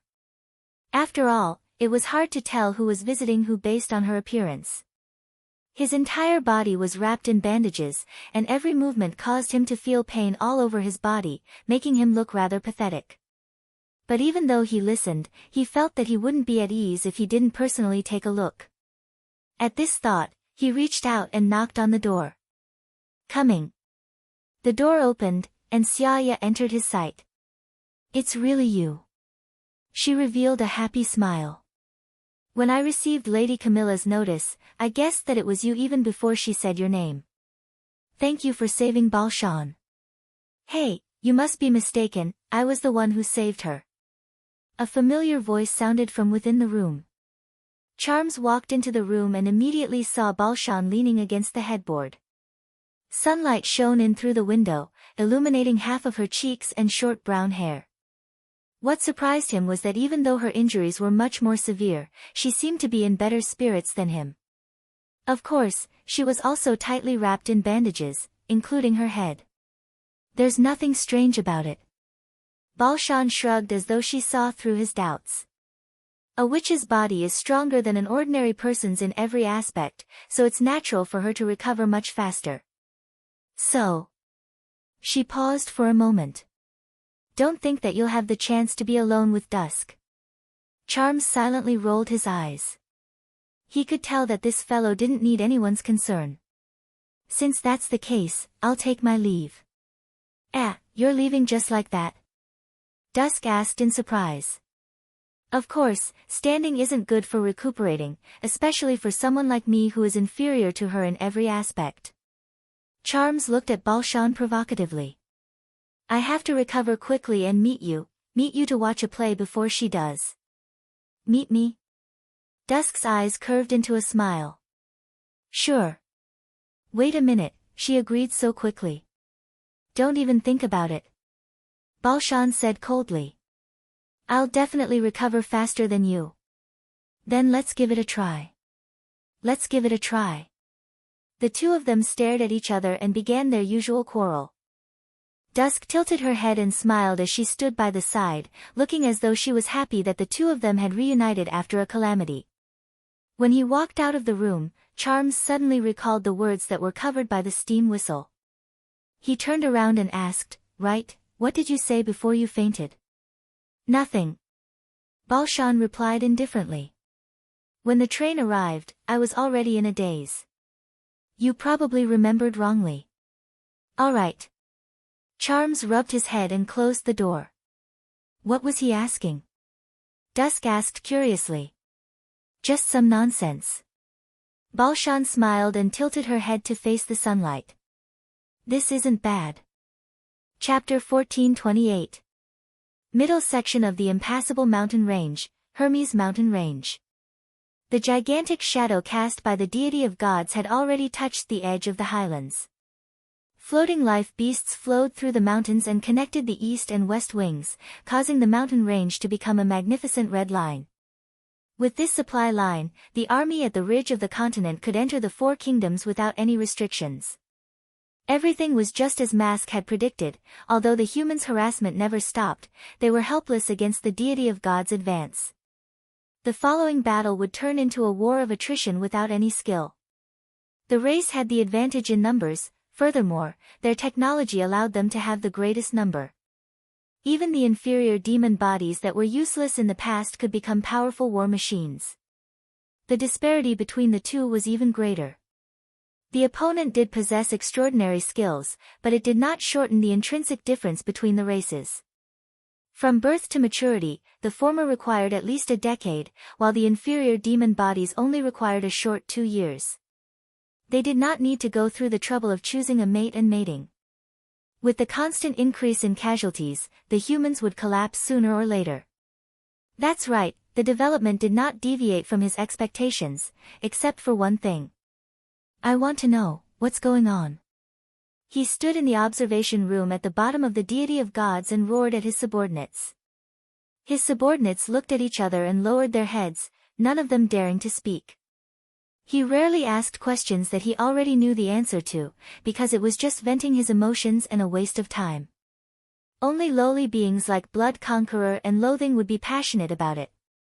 It was obvious what had happened. A large number of demonic beasts had appeared on the Hermes Highlands and were engaged in battle with the symbiotic demons that he had released. The symbiotic demons were supposed to be rushing towards the four kingdoms and slowly whittling down the human strength, but now, a portion of them were being held back by the demonic beasts. They converged into numerous black tides on the plains and surged into the abandoned city through the large gap. This pass might have been a fortress used by the humans to defend against the demonic beasts, but it had now been replaced by the race. It would have been fine if that was all. Nasipel saw the Sky Sea Realm's nest, amidst the horde of demonic beasts. This was the true reason for his loss of composure. Unlike humans, the race had long understood that the so-called demonic beasts were a branch of the Sky Sea Realm, similar to the inferior demons of the race. Every time the months of demons came and the magic power was abundant, the nest would release a large number of spores, which would be blown to the earth by the sea breeze and infect the ordinary beasts, transforming them into various strange species, and then let them evolve and fight on their own. The demonic beasts had low combat strength and posed little threat to the race. The Sky Sea Realm's beasts. The Sky Sea Realm. From another point of view, this was a manifestation of the Sky Sea Realm's lack of control over the continent. Other than using such methods to create minor problems for their race, it was difficult for them to encroach on the continent's hinterlands. But the nest was realm range. It was the backbone of the Sky Sea Realm, and its race would not easily let go of such a target. Furthermore, of the Sky Sea clan had realm, they had demons. And sea. Above, realm, the tribe, the land, tribe, had the land, king lands, dragon, demon. Over the past 800 years, the race had slowly annexed more than half of the land of Dawn. They had also established a long line of defense near the sea to prevent the Sky Sea Realm from ambushing them from the rear. It was understandable for the demonic beasts to gather in the continent's interior, but the appearance of the nest made the nature of the situation completely different. Either an idiot had neglected his duties and missed out on the Sky Sea Realm's movements, or something serious had happened in the rear. His subordinates had most likely thought of this, which was why they did not dare to respond. Thinking back to the sudden loss of contact with the king, Nasipel felt extremely vexed and uneasy. Lord Mask. A higher ascendant suddenly walked into the observation room. There's a message from the birth tower. The king is summoning you. What? Nasipel turned his head abruptly. Are you sure it's the king? The other party was taken aback. From the fluctuations in the realm of mind, it's indeed the presiding Holy See. My lord, is there a problem? No, I'll head over now. Nasipel restrained his emotions and said coldly. He and Silent Disaster agreed that it was best not to reveal the fact that they had lost contact with the Blackstone region. It was normal for his subordinates to have such a reaction. In the end, it was the nest that messed up his pace. Reaching the top of the tower, Mask concentrated and responded to the intense fluctuations. It was indeed from the presiding Holy See. However, there were some minute differences from before. Unfortunately, with his standard, he was unable to identify the source of the abnormality. Thank you for your summons, my esteemed king. What happened previously? The moment Nasipel opened his mouth, he habitually complained. In the days without your guidance, I have been feeling uneasy. Furthermore, Sky Lord's whereabouts are unknown. Thankfully, the symbiote's performance was extremely outstanding, allowing the Western Front to, enough. The king interrupted him. I know you have a lot to say, but that's not important. The Blackstone region has been lost. Nasapel immediately forgot the words of praise to the back of his mind. He paused for a moment before repeating in disbelief. Blackstone region, lost? Although it has not been completely invaded by the Sky-Sea realm, it is only a matter of time. Our enemies have become completely different from the past. This has caused the already weak defensive line to completely collapse. Heart of Hatred has died on the battlefield. The king's tone was unperturbed, as though he was discussing a matter that had nothing to do with the fate of his race. I have already given the order to abandon the Blackstone region and retreat to the Land of Dawn. King, please think twice. Nasapel turned anxious. It was a great migration of hundreds of millions. Even excluding the demonic bodies, there were at least tens of millions. Under the situation of lacking red mist supplies, how many people could reach the Land of Dawn alive? Perhaps not even 10% of the total. Furthermore, the Land of Dawn was now being attacked by the Sky-Sea realm. They had to venture deep into the continent to gain a foothold, but how could there be so many strongholds in the fertile plains to supply their race? If they had the ability, they would not have attempted to occupy Tequila. Sacrifices are unavoidable, but this is the best solution at the moment. The king spoke bluntly. Red mist is not a problem. Once the decision is made to retreat, the past birth towers can be transferred to obtain new life. This technology has already been proven on the ridge of the continent. As for Starfall City, Arietta, Tequila, Hermes, and even the God's stone mines in the human territories, they can all be used as new incubation points. But moving so many birth towers at the same time, even with the strength of the entire race, Nasapel was suddenly stunned. Don't tell me you, that's right, I have already fused with the magic power core, allowing King City to become the new deity of gods. Mask could not help but shiver. Fusing with inanimate objects meant that the king would forever be fixed to the birth tower, becoming something similar to the mother of the race. The ice-cold logic was merciless to him, causing him to feel fear from the bottom of his heart. It was probably because of the king's transformation that they had lost contact with him previously. But it was as the king had said. This way, all the logistical problems could be easily resolved. With the power of the deity of gods, it was completely possible to accommodate multiple birth towers and replace the strongholds to spread the red mist, minimizing the losses of the migration. Then the final problem was the humans. The moment this thought emerged, it was confirmed by the king. My race no longer has the time to waste with the humans. We have to obtain the legacy shard as soon as possible. Only then will we have a chance to contend against the current Sky-Sea realm. And there was only one way to destroy the humans in an extremely short period of time, regardless of the cost. I order you, from the moment the first batch of migrants reach the fertile plains, the Western Front operation will shift to Plan B. The king ordered. Nasapel could not help but feel excited. In fact, Plan B was his brainchild, but he never expected it to be realized. It would definitely be an earth-shattering destruction. Chapter 1429. A grand scene unfolded in the city of Glow in the Kingdom of Dawn. Under the gaze of tens of thousands of people, the church procession held up rows of flags and slowly passed through the city gate. Leading the way for them was the royal knights. This was a solemn treatment that had not been seen for a long time.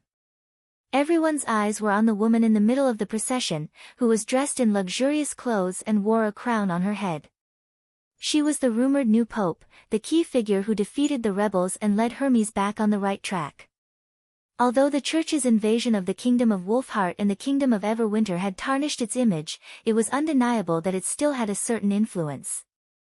Recently, the procession often passed through the front line of the battlefield, rescuing the refugees and encouraging the people to fight against the demons, which won them a lot of gratitude. The news also spread back to the city of Glow through various channels, which made the people curious about the new pope. After all, in the past, the Pope was a high and mighty figure. Even the king had to get permission to meet him. It was rare to see a pope who was willing to take risks and even cared about every civilian. Every time the woman nodded and smiled at the crowd, there would always be a burst of excitement. In addition to her identity, her extremely outstanding appearance was also one of the reasons for the sensation. Finally, the procession stopped in front of the castle in the inner city. The Pope dismounted and walked up the stairs step by step. Standing at the door was Roland Wimbledon, the King of Greycastle, who welcomed her. The two stretched out their hands and shook hands. Although it was the first time for most people to see this kind of strange etiquette, they could see the equality in it. This also proved the rumor that the new pope had the support of Greycastle and the relationship between the two had been reshaped. In the warm applause of the crowd, the two walked into the castle side by side. "Sorry, Your Majesty, I was impolite."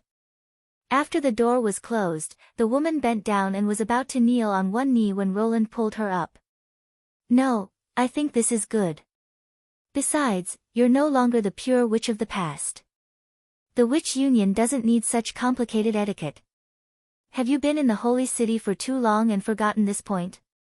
The woman was Isabella, who had been transferred from Hermes to take over the holy city as the Pope's representative. She was responsible for settling the nuns and orphans and preventing the pill of madness from leaking. "Of course, not." After Isabella finished speaking, she suddenly froze. She looked up in surprise and said, "Your Majesty, you just said, you didn't hear wrongly. Vendi suggested to accept you as a member of the alliance, and I agreed to her suggestion." Roland nodded.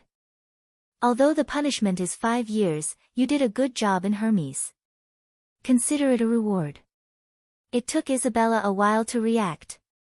"But Your Majesty, after joining the Witch Union, you'll be given a fixed amount of chaos drinks every month." The latter's, but, was instantly stuck in his throat. "I know what you want to say, really." Roland sighed. "You pure ones always like to persist in strange places, or torture yourself. Besides, atonement doesn't require shackles and chains. If I have to keep preparing these things for you, it will be a headache for me. So at times like this, just say thank you to Vendi like everyone else." "Yes." Isabella bit her lip and slowly lowered her head. "I understand. I know you've been living in responsibility and orders in the past, but it doesn't matter. One day, you'll get used to this new way of life." Roland changed the topic. "This meeting is a rare opportunity for publicity, so it should be more grand. But I don't want to waste any more time on ceremonies and banquets. You should know that Neverwinter has been attacked by demonic beasts." "Yes." Speaking of business, Isabella's expression suddenly became serious. "Did you ask me to come here to learn more about demonic beasts?" "Yes. After all, in the past 100 years, Hermes has been the main force in fighting against demonic beasts. I think the church must have accumulated a lot of relevant information." Isabella replied without hesitation. "I'll tell you everything I know." When he learned that Neverwinter was suddenly attacked by demonic beasts 4 days ago, Roland did not pay much attention to it at first. He had experienced many months of demons in the western region, and people had been able to use wooden guns and firearms to fight against demonic beasts several years ago, let alone the current army. Although it was unusual for a large number of demonic beasts to appear outside the months of demons, the first army was fighting with demons in many areas, so he had no time to think about the reasons behind it. Unexpectedly, the development of the situation was beyond his expectation. That night, he received several telegrams from the tower at North Slope Mountain, and the situation took a turn for the worse. A large number of demonic beasts crossed the Tequila line and launched an attack on the development area. The garrison also made corresponding resistance, but failed to stop the enemy's attack. If not for the timely armored train support, the loss would be even more shocking. Moreover, the report mentioned that several witnesses claimed to have seen ghost-like monsters, which moved quickly, silently, and almost invisible to the naked eye. They would only appear after being stained with blood. This made Roland realize that he might have seriously underestimated the ability of demonic beasts. When Isabella finished her report, Roland found that his guess was confirmed. Compared to the holy city of Hermes, the months of demons in the western region of Grey Castle was just a tributary of the sea. There were far more types of demonic beasts than demons, and some hybrids were even difficult to find their original forms among the wild beasts. For example, wild beasts with extremely long bodies could pass through the ground and climb up the city walls, and cold howling birds with goat horns and bird bodies were all monsters that had never been seen in the western region. At the same time, he had a basic idea of the reason for this attack. A large number of demonic beasts suddenly appeared behind the development area, which was most likely due to wild beasts. But this still could not explain why the situation in Neverwinter became so serious. Even if the rear did not have a huge city wall like the Holy City, and the first army was made up of inexperienced rookies, the gap in weapons was enough to make up for all this. Perhaps the people would fall into chaos at first, but after the emergency plan was activated, the army should be able to quickly stabilize the situation. In addition, he noticed that Isabella did not mention the ghost-like monsters, which made him wonder, was it a new enemy, or a false report made by the people in the chaos? At this time, a servant walked into the room with a paper package in his arms. "Your Majesty, a new letter has been sent from Neverwinter." "Not a telegram?" Roland was a little surprised. "Yes, it was sent by the Air Knight." "Let's take it apart." Inside the paper bag was a stack of pictures. Roland spread them out on the table, only to find that they were all the real portraits of the attackers. Obviously, these pictures were drawn by Soroya. Compared with written reports, the latter was undoubtedly more accurate and vivid in terms of intelligence. It seemed that even if they had no fighting ability, they were still doing their best to protect their home. Soon, a picture of a monster's corpse caught Roland's attention. It seemed to have been hit by a train, and most of its body was stuck to the iron plate. Its appearance could not be associated with any of the demonic beasts described by Isabella. "This kind of hybrid, have you seen it in Hermes?" He took out the drawing and put it in front of Isabella. She looked at it carefully and then shook her head. But Nightingale, who had been standing behind Roland, suddenly let out a soft cry of, "Huh!" Bookseller's website. Chapter 1430. "Why?" Roland tilted his head. "Is there a problem?"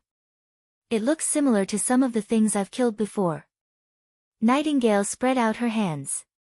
"But those monsters were much smaller and didn't have such an exaggerated appearance. Wait, are you referring to the exploration at the Great Snow Mountain?" Nightingale nodded. "Even earlier, when we were searching for the Ice Witch. From the point of invisibility, it makes sense that it was treated as a ghost." "What's the difference between these two monsters? Can you explain in more detail?" Roland pressed. Let me think. After all, it was a few years ago." Nightingale picked up the picture. "The monster I encountered was at most half the height of this monster in the picture. Its front claws were also in the shape of a sickle, but shrunk a few times. Its abdomen only had accessory feet for climbing, but not so many claws. As for the head. Yes, the clawed beast back then didn't have such an obvious mouth and sharp teeth. The one in the picture was more like a predator. If not for the front claws and invisibility, I really wouldn't have linked the two together. At that time, I even thought that they were some kind of hybrid demonic beast." Roland's expression turned solemn. "But later, I discovered that those monsters belonged to the Sky-Sea realm. If the threat that the demonic beasts posed was limited, the Sky-Sea realm was a completely different matter. As participants in the Battle of Divine Will, they could oppress the demons in places where humans couldn't see. Their strength was definitely not to be underestimated. If the forces of the Sky-Sea realm appeared in the western region, it was definitely not good news. But the entire northern part of the Fertile Plains was occupied by the demons after the first Battle of Divine Will, so how did the Sky-Sea realm infiltrate the hinterland of the continent? Could it be? A horrifying and exaggerated idea vaguely drilled into his mind. Yes, speaking of demonic beasts. The first army was also attacked by demonic beasts when we entered the Snow Mountain ruins. Nightingale raised her eyebrows. It's too much of a coincidence. Could it be that the demonic beasts and the Sky Sea realm are in cahoots? Roland and Isabella immediately looked at Nightingale. The latter curled his lips. I was just saying. You don't have to take it to heart. In short, I'm afraid this matter is more troublesome than I expected. Roland tapped the table lightly. No matter what, Neverwinter was the core of human industry, and no accidents could be allowed. If the attack had anything to do with the Sky Sea realm, it would not be excessive to use the most prudent countermeasures. Isabella, the information you provided is very useful. Go and rest for a while. I will let the person in charge of the general staff contact you later. Isabella did not leave. Your Majesty, I still have something to report to you. What is it? Say it.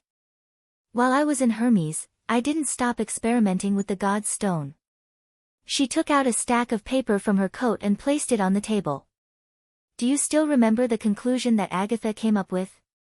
It was not because the magic was too dense that it hindered the casting of the ability, but because of other factors. On this basis, I repeatedly studied it and found that this factor is very likely related to frequency. Frequency? Roland was surprised. This statement was indeed based on the natural science theoretical foundation that you wrote. It may not be very accurate, but I really can't think of a better description. Isabella then briefly described her discovery. In fact, not long after I came up with this conclusion, my magic power condensed.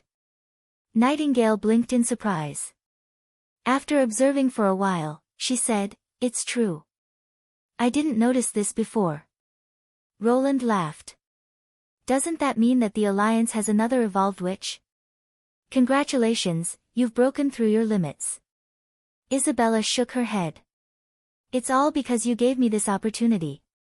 But it's your choice to persist in the research, he rejected. Do you have any new feelings after the evolution of your ability? Isabella stretched out her hand. There was a ring on her slender middle finger, and the prismatic gem in the center of the ring gradually glowed. That was most likely a stone of lighting. Others might be surprised, but not Roland, but he was a little confused. This stone seemed to be a little different. This stone is not made by the demons. Nightingale exclaimed in a low voice. Roland immediately realized that for the demons, magic stones were the source of their power to upgrade and fight. Beauty was never a factor to consider, so most of them were round.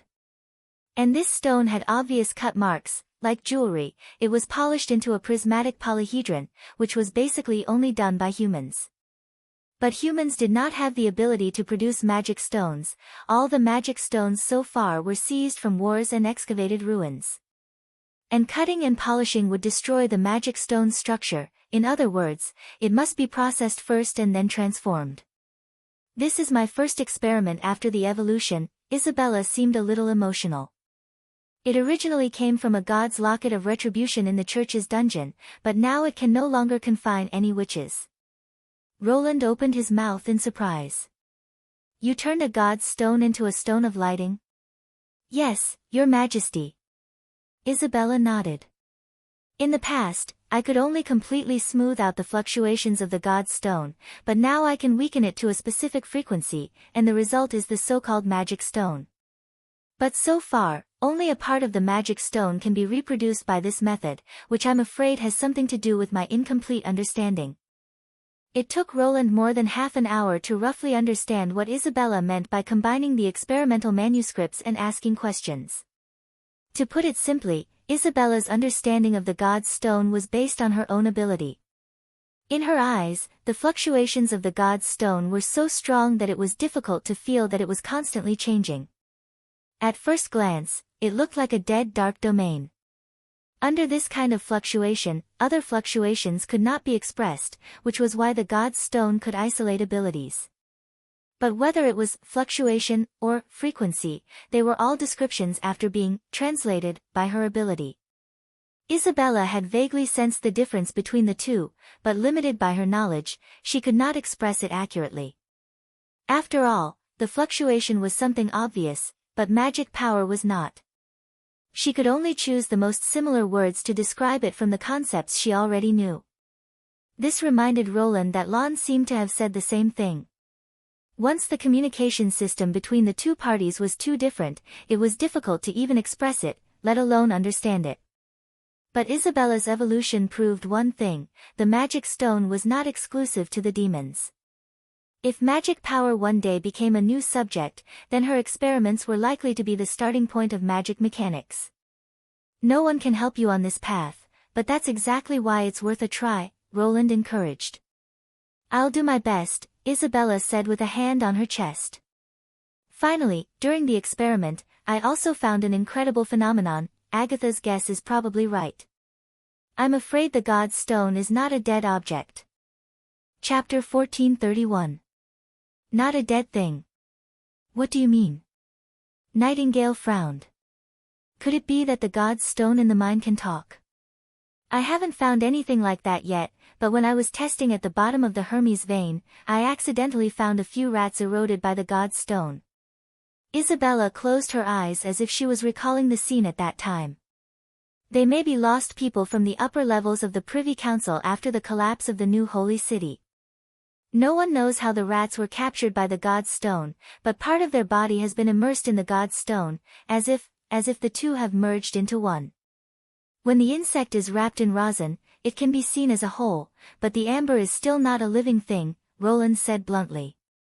I know. Isabella's face showed a trace of fear. If that's the case, I wouldn't make such an assertion.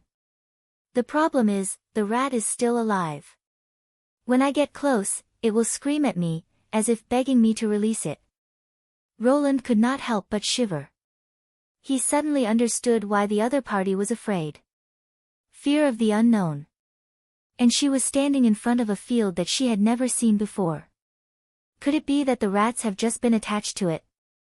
Nightingale asked, pretending to be relaxed. I observed them for 3 months and 9 days, and they never stopped screaming. Isabella sighed softly. On the 10th day, I used a dagger to separate one of them. I found that its stomach was already empty, and it had even shrunk because of the long period of abandonment, but some of its blood vessels had grown into the God's Stone.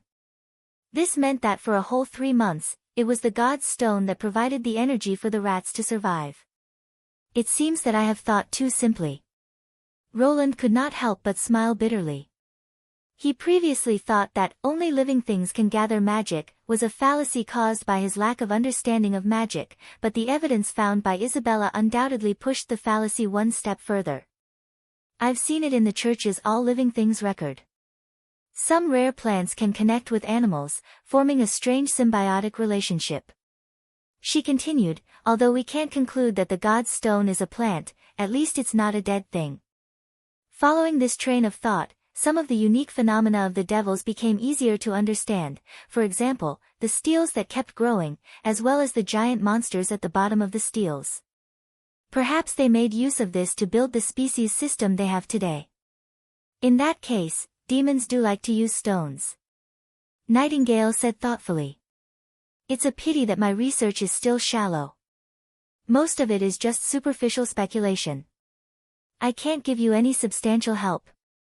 Isabella lowered her head apologetically.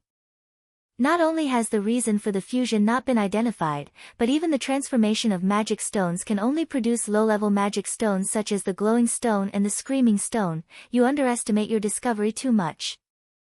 Roland interrupted, regardless of whether the conjecture that the frequency of the wave determines the effect is correct or not, the fact that witches can produce magic stones with their ability alone is enough to make your name go down in history. He would be lying to himself if he said he had no regrets.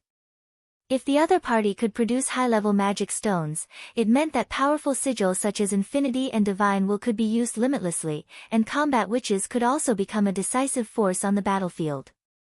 However, he also knew that the exploration of magic power was bound to be a long and tortuous process. Isabella had just opened the door and glimpsed a corner of it. As long as she could continue her research, the results would undoubtedly be worth looking forward to, considering the average lifespan of witches. After Isabella left, Roland immediately spread out a pen and paper and drafted a telegram to be sent to City Hall. The telegram was very simple, with only one sentence: Neverwinter cannot be lost. From today onwards, the emergency plan will be activated and the state of general mobilization will be entered. The plan will provide as many soldiers as possible for the frontline as long as the food supply is affordable. In addition to the expansion of the army, industrial production will also be inclined to the manufacture of armaments, and living materials will be limited. Although as early as the beginning of the Battle of Divine Will, he had ordered Chief Berev to formulate the corresponding general mobilization plan, it was not easy to implement it. First of all, in terms of administrative integrity, at present, only Neverwinter could adapt and adjust the policies, personnel, and production. If it were to be implemented in other cities, it would easily become a forced conscription, and the order that had been restored with great difficulty would once again be paralyzed. Secondly, even if the First Army massively expanded, logistics would not appear out of thin air. In this era, it was almost impossible to carry out a cross-border battle of 100,000 people by relying on ships and livestock to transport supplies. However, if the main battlefield was the western region, the administrative and logistical restrictions would no longer exist. Neverwinter was the front line of this defensive battle, and also the last fortress of humanity. No matter what price they had to pay, they could not take a step back, even if the enemy was the Sky-Sea realm. Because there was no retreat for humanity. Who's there? The Silent Lord, who was soaking in the red mist pond, suddenly opened his eyes and looked at the darkness opposite him. Just a moment ago, he had heard a faint sound. If it was under normal circumstances, he would not have asked. All he had to do was pick up his weapon and slash to know the outcome. If a junior demon or primal demon dared to enter his recuperation area without permission, they deserved to be cleaved in half. The reason why Silent Lord did not immediately take action was because his sword was not by his side. He would only remove his armor and weapon when he was recuperating. In the darkness, a figure slowly walked out. Don't attack. It's me. Haxord was slightly taken aback. From the voice, it was the long-lost Sky Lord, Haxord. Silent Lord suddenly stood up from the pool and draped a white cloth over his body. Where did you go? Could it be, as Mask said, that you fled at the last minute? I wouldn't be surprised by anything that deformed freak says. This is also the reason why I came to find you alone. Haxord slowly walked to the side of the pool. Only then did Silent Lord notice that there was a large hole in his chest armor. The internal wound was so deep that bones could be seen. Although the bleeding had stopped, the injury was far from healing. You're injured. With Sky Lord's abilities, fleeing at the last minute would not have landed him in such a state. I never thought there would be a day where I would need your concern. Haxord sneered and struggled to climb into the red mist pool. As for where I went, don't worry. You'll find out very soon. But before that, I have to show you something. What is it? Concentrate, then remain relaxed. Close your eyes. Hearing such a strange request, Silent Lord was about to reject it, but when he saw the other party's unquestionable expression, he suddenly realized something. This was clearly a preparation to enter the realm of mind. He hesitated for a moment before finally closing his eyes. In that instant, an indescribable scene surged into Silent Lord's mind. In the strange scene of the Continent of Light, the nameless secret letter, the white-clothed kin, the giant tower with the pillar of light, the bottomless pit, and other scenes flashed by. Finally, what appeared before him was a swarm of nests surrounded by claws. Calm. Wonderful Book House. Chapter 1432. This was memory reading. The only difference was that they had exposed their memories to the king in the presiding Holy See, but now, Haxord was the one who took the initiative to instill memories into her consciousness. Silent Disaster took a long time before severing the connection. Memories were difficult to forge and were far more accurate than narration, but it also had a flaw that could not be ignored. It was easy to see fragments outside of the matter. The open memories were like an unguarded city. Silent Disaster never expected Sky Lord to choose such a method to convey information to her. You, There's no need to say anything else. Haxor's voice was very deep. Clearly, this action had exhausted her. If I didn't do this, would you believe what I experienced? The answer was undoubtedly no. A small island not far from the Blackstone region was actually the real location of the origin of magic. Even after reading the memories, she still felt that it was unreal, much less verbally. You can create your own consciousness domain. Silent Disaster changed the topic. Haxord gave her a puzzled look. I thought you would first pay attention to Valkyrie's whereabouts. But you guessed right.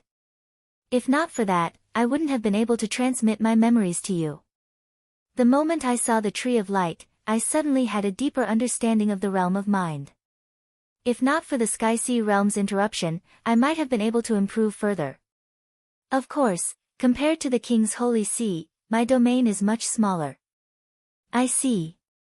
Silent Disaster returned to the side of the pool with her back facing Sky Lord. I really want to know the whereabouts of the Nightmare Lord. When I saw that slip of paper, I wanted to immediately go to the human kingdom to look for her. But reason tells me that I have to reject your request. Reject, what? Haxord flipped over. From this angle, he could see the other party's smooth back and a lock of long blue hair that fell into the pool. I rarely speak, but that doesn't mean I don't think, Silent Disaster said slowly. You came to find me first instead of reporting this situation to the king. Your intentions are self-evident. You want to stop the battle of divine will or wait for the truth to be revealed before making a decision.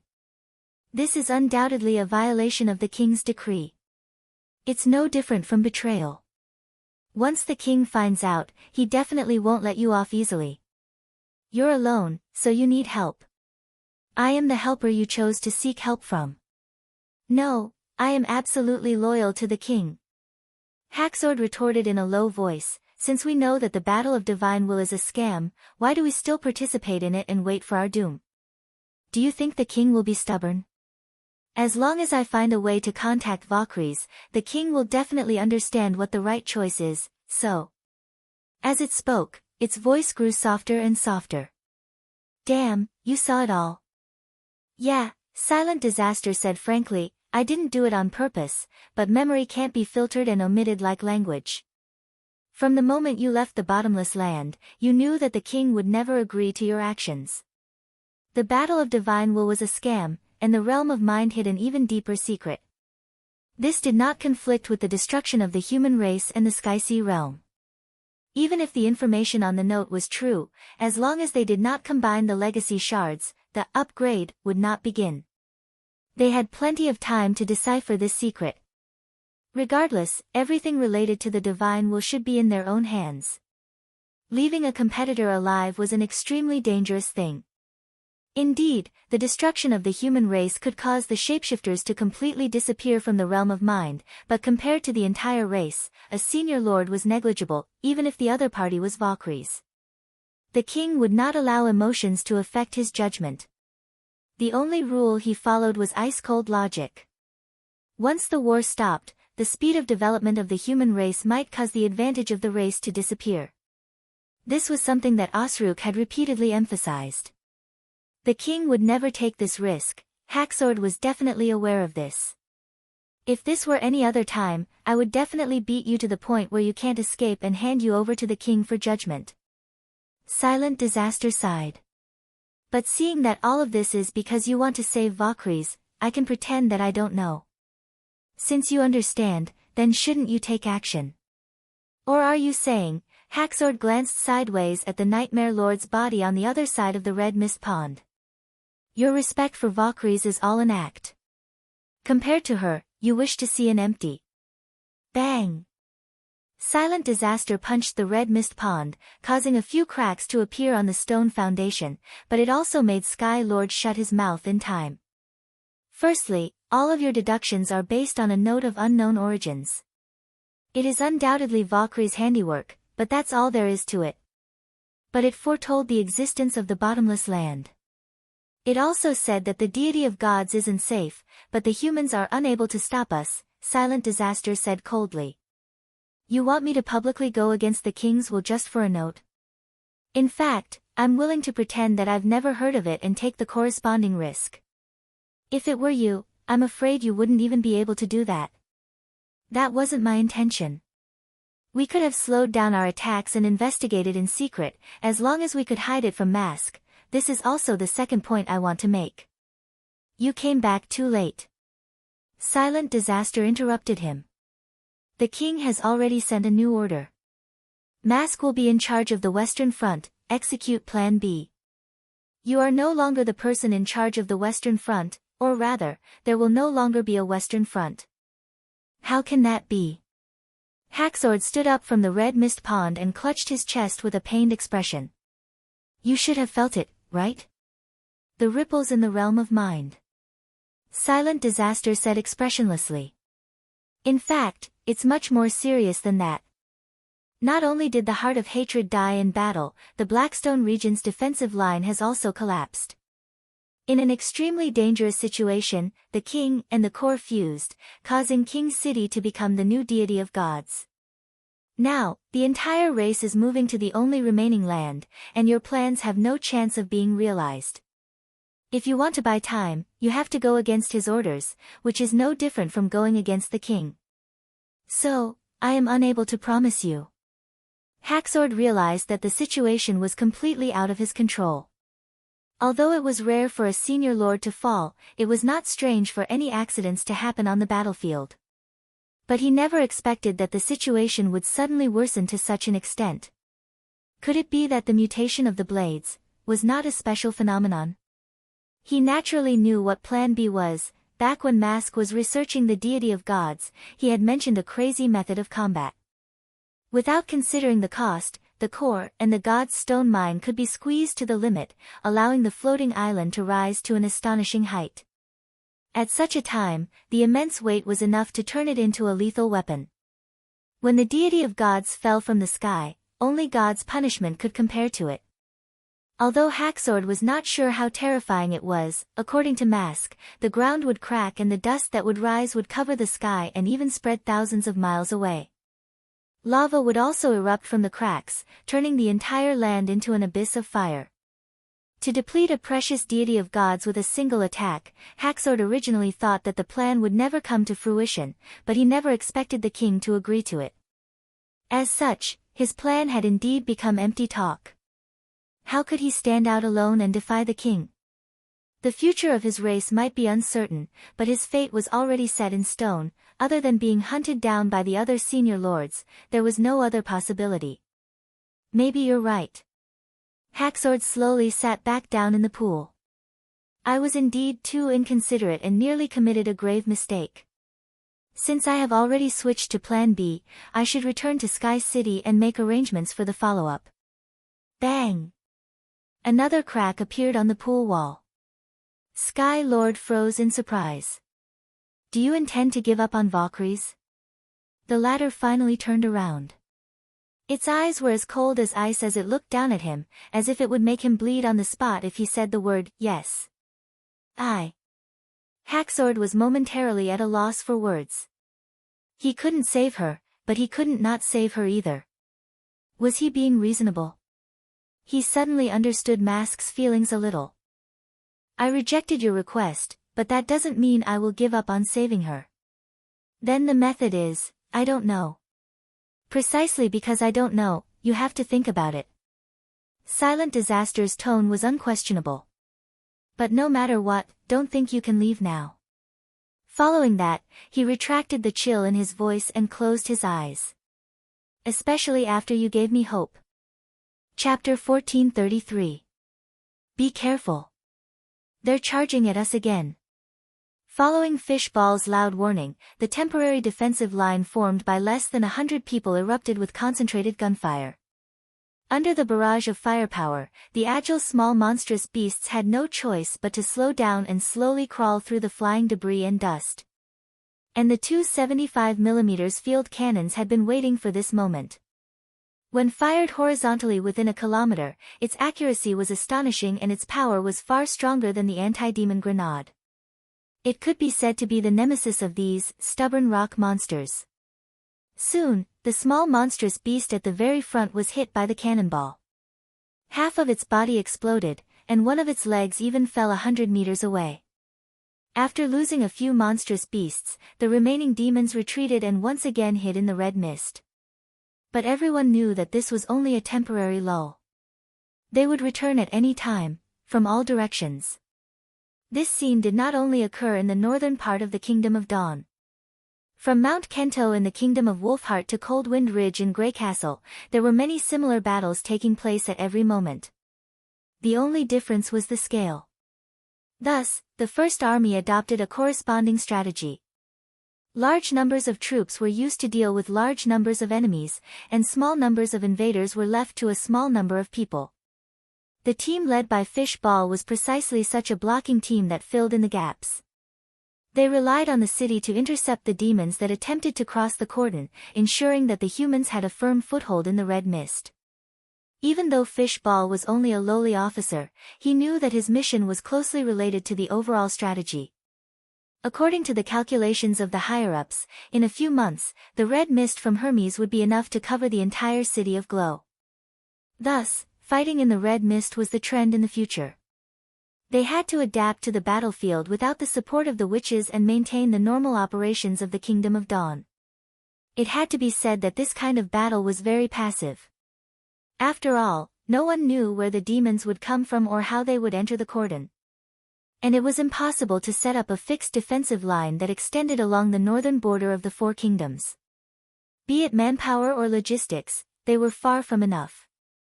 Thus, the higher-ups' plan was rather helpless. Fortunately, the weapons in the hands of the soldiers were getting better and better. Even though there were only a few dozen of them, they were still able to produce a decent amount of firepower in a short period of time. For example, his team had 3 or 4 general-purpose machine guns, 10 horses, and 2 field cannons. As long as they didn't run into a senior devil, they would be able to escape unscathed. In the end, this stalemate was caused by the First Army's helplessness against the floating island. It was precisely because it was impossible to destroy the mobile stronghold even if they attacked the Hermes Plateau that everyone could only focus on defense. At present, the only one who could actively threaten the demons was the Empty Night team led by Princess Royal Highness. If I had known earlier, I would have signed up for the Air Knight Academy, someone said casually. Come on, the requirements over there can't be too high. Do you think everyone is like us, passing through a simple trial? In fact, it's already very good to be able to join the First Army. My cousin wants to join, but he can't. But Princess Tilly is there. This sentence caused a moment of silence. Even Fishball could not help but think of Iron Axe and Her Highness Tilly.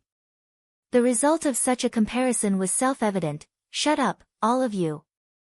He expelled this inexplicable, lost, thought from his mind and scolded angrily. The Empty Night can indeed compete with the demons, but only we can protect the people. The demons may come again later. Pay attention to the Sentinel's signal. Yes. Probably realizing that there was no comparison between the two, everyone quickly changed the topic. Captain, Hansen walked over with a gun in his hand. Just now, my men reported that there's a steep slope in the west with a good view. We can monitor the enemy's movements, and it won't be easy for them to climb to the top of the slope.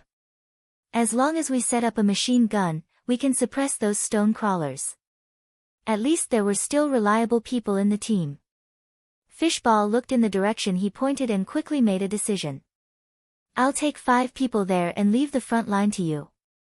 I think you should know when to retreat and when to fight. You want to go there yourself?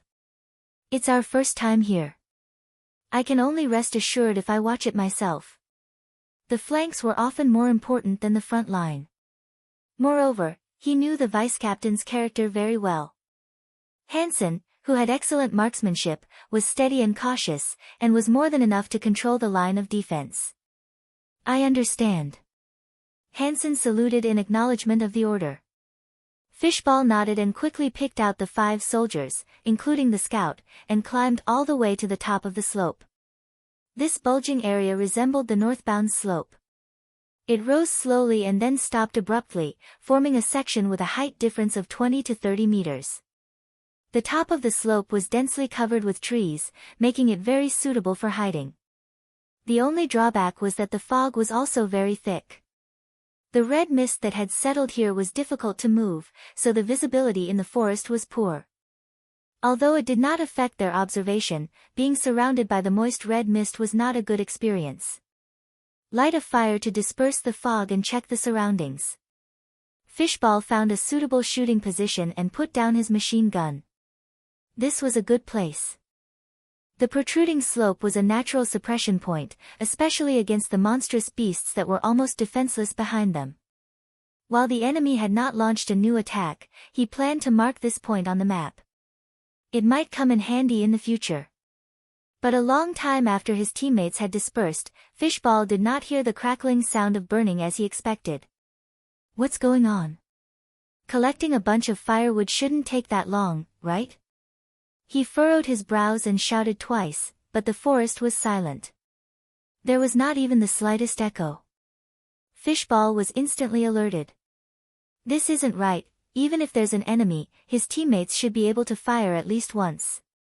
Moreover, neither Hansen's subordinates nor the 6 of them had discovered any traces of the enemy along the way. This sudden silence was a little too strange. At this moment, he suddenly heard an extremely faint sha-sha sound from his right, as if something was lightly stepping on the grass. Fishball turned around abruptly and raised his machine gun. A dark shadow flashed in front of him, and the cold light even made him feel a stab of pain on his cheek. Ka-cha! His hands suddenly lightened as the machine gun was split into 2 and fell to the ground. An extremely tall woman appeared in front of him. Her skin was azure blue, and she was barefooted. She wore extremely thin clothes, and other than the long hilted sword in her hand, there was no other metal on her. Perhaps this was the reason why she was able to move so stealthily. It's over. That was the only thought that flashed through Fishball's mind. A humanoid was a characteristic of a senior demon. According to the brochure, the more humanoid a demon was, the stronger it was. Apart from her height and skin color, there was almost no difference in her facial features. One could imagine her strength. Surprisingly, when he was about to die, he did not feel afraid. The only thing on his mind was how to let his teammates know that a senior demon had infiltrated this area. But the sword did not strike his body. The other party took out a piece of paper and threw it in front of him. Take this and bring it back. Hand it over to the 3 chiefs of witches. Her tone was strange and she did not speak fluently, but it was indeed human language. I don't know who the 3 chiefs of witches are.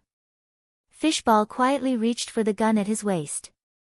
And I'll never give it to the enemy, give it to your companions, and they won't die. The demon's words made his hands stop abruptly. The 3 chiefs are the commanders. Take it back and someone will know. Then, a purple magic door appeared behind her. It slowly retreated into the door, and soon disappeared without a trace along with the door. Chapter 1434. Is this a dream? Fishball blinked.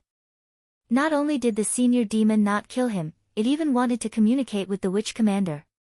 But the piece of paper and the broken spear in front of him told him that it was not a hallucination. He picked up the piece of paper. It was not wrapped in any leather, nor was it stamped with a wax seal. The contents were laid bare for all to see. Even though he knew that he should not look at it, he could not help but steal a few glances. Bottomless land? Deity of gods? I have no idea what it means. This made Fishball heave a sigh of relief. Just from the words, no one would have guessed that the letter was written by a demon. Right, the others. He suddenly realized that it was not the time to ponder over the letter itself. He still had a few teammates missing. Falk. Cartier. Blanket. Fishball yelled as he stumbled into the forest. He did not feel it when he first saw the senior demon, but now that the danger was over, he suddenly realized that his legs were extremely sore, and he could only hold on to the tree trunk to stabilize himself. A moment later, a teammate's weak reply came from the forest. Captain, is that you? After a round of searching, the team that set off found a total of 4 people. The remaining 2 were nowhere to be seen, as though they had vanished. The piece of paper was quickly handed over to a superior officer. Just 3 days later, Fishball received an order to head to the city of Glow to meet His Majesty. And the ship in charge of the transfer was actually the Seagull. He had a faint feeling that the matter was not as simple as a letter. "What's the outcome?" Roland asked Nightingale after the interrogation. "It's the truth, your soldiers did not lie." Nightingale shrugged. "Is that so?" Honestly speaking, Roland felt that it was unlikely for the frontline soldiers to fabricate a story, but the situation was unique, and it was never wrong to be cautious. After all, the matter was extremely strange and inconceivable to him. "Then I will enter the dream world. I'll have to trouble you to take care of me." "I will, even if you don't ask." Nightingale turned around and drew the curtains, causing the light in the study to dim down. "You're going to see that demon again?" As a witch who always stayed by his side, it was difficult to hide secrets from Nightingale. She was also the only one who knew who wrote the secret letter. Even if he did not take the initiative to mention it, as long as he listened to the conversation between him and the ancient witches, he would naturally understand. Of course, Roland had no intention of deliberately hiding it. The reason why he did not reveal it to more people was to avoid unnecessary worry, especially to Anna. Without a doubt, the previous letters are no longer valid. Haxord has returned. And there's another powerful senior demon on the battlefield. You've seen how much trouble the First Army will be in if the two of them join forces. I have to figure out their intentions before that, and for this, neither the Tequila Witches nor Edith can provide much help. It could be said that it was troubled times. Neverwinter was under attack, and the crisis was far from over. Now there was another matter that had to be dealt with first. That being said, it's still a demon. Don't believe it easily, Nightingale warned. And take a few more God's punishment witches with you, especially Ling. You may not believe it, but I'm very good at fighting in the dream world. Roland looked at the woman who seemed to be hidden in the darkness and slowly lay down on the soft couch. But don't worry, I'll take a few more people with me. Go and come back soon. Okay, see you later. He closed his eyes and let sleep engulf him. Half an hour later, Roland met Valkyries at the Rose Café and told her what had happened to Fishball. I see. Valkyries stirred the coffee and pondered for a long time before she said, "They're looking for me." Roland did not know if it was an illusion, but he felt that Valkyries was acting more and more like a human. They? You know the other person's identity? Valkyries raised her head and swept a glance at him. Soraka's, the silent disaster that I previously mentioned. But she rarely takes off that heavy armor, so it's not strange for you to mistake her for another higher ascendant. Roland was momentarily speechless. He obviously knew of the silent disaster. Back when the deity of gods entered the impassable mountain range, Sylvie had noticed the senior lord-level demon. He had also gathered information from the front lines and confirmed the other party's identity with Valkyries, the rare Sharita of the demon race, an extremely talented berserk demon warrior, and the former guardian of the legacy shard. Under the guidance of the shard, he had even come into close contact with the other party. That's right, the armored enemy sitting high on the black stone throne was the senior lord's silent disaster. But he never expected that the other party's true appearance hidden behind the armor would be like this. Are you sure they're looking for you? Roland suppressed the shock in his heart. But this letter is to be handed to the 3 chiefs of witches. The contents of the letter were extremely simple, almost identical to the one that the Nightmare Lord had handed over. The only difference was that the demon characters had been replaced with human characters. This was also something that he could not understand. Even if the witch commander knew of this matter, what meaning did it have to them? It's normal for you not to understand, because you're not us. Valkyries put down her spoon and drank a mouthful of coffee. Actually, as long as you look at it from another angle, you can guess their intentions. Firstly, I went missing because I was searching for the reason for human evolution. If I'm still alive, then I must be relying on someone's realm of consciousness to survive. Otherwise, under the assault of the sea of consciousness, it's impossible for me to maintain myself until now, much less transmit information. And the one most likely to come into contact with the realm of mind is the witches? Roland asked. Of course, there's also you. Valkyrie said frankly. But considering that I can still transmit information, the probability of it being a witch is higher. Haxord speculated that I might have convinced a witch and reached a consensus with her, which was why the first note appeared. If the one I convinced was you, then I could have just led the humans to surrender. There would have been no need to go through so much trouble. What you're actually trying to say is, control, right? Don't mind the details. Valkyries did not refute. In a sense, a relationship formed by persuasion is stronger than a relationship formed by control, because the latter is a unilateral action, while the former is a result of both parties' common beliefs. Roland suddenly remembered Agatha's words. During the first battle of divine will, some humans became devil worshippers. He shook his head and shifted his train of thought back to the right track. But even so, they have no way of knowing which witch's realm of consciousness you are relying on. Indeed. But it's not easy to send a note from Greycastle to the kingdom of Wolfheart, especially during a time of war. The one who can do it is definitely not a nobody. She should have a certain level of influence in the human kingdom, or be very well informed. So, giving the letter to the witch leader is the most convenient choice. This matter will definitely attract the attention of the higher-ups, and the sender will know. Valkyries paused. Also, don't you think this letter is too simple? Because it doesn't even have a cover, many people will peep at its contents along the way. This way, even if the three chiefs decide to hide the truth, the witch I convinced will find out what's written in the letter through other channels. And once she finds out, I will know very quickly. Roland suddenly understood.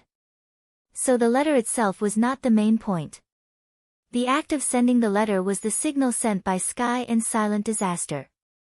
Compared to the contents of the letter, it was difficult to completely conceal the fact that a senior demon had sent a message to a human for the first time. He believed that in the past few days, Fishball's encounter must have spread among the troops in the northern part of the Kingdom of Dawn. I admit that this requires a certain amount of luck, but I have to say that this is the best choice they could have thought of. Similarly, their luck isn't too bad. Valkyries pointed at Roland and then at herself. You see, don't I know now? Chapter 1435. To be honest, I don't know. Valkyries did not evade his gaze. This is different from what I expected. That's what you are concerned about, right? Roland tacitly acknowledged his words. He had already realized that the Nightmare Lord had an indescribable insight into the human heart. Even in the Martialist Association, he was rather popular and could be said to be doing very well. In front of such a person, feigning ignorance was useless. Being direct was the most effective method of negotiation. According to Valkyrie's previous judgment, the appearance of the deity of gods meant that the Sky Lord had made up his mind.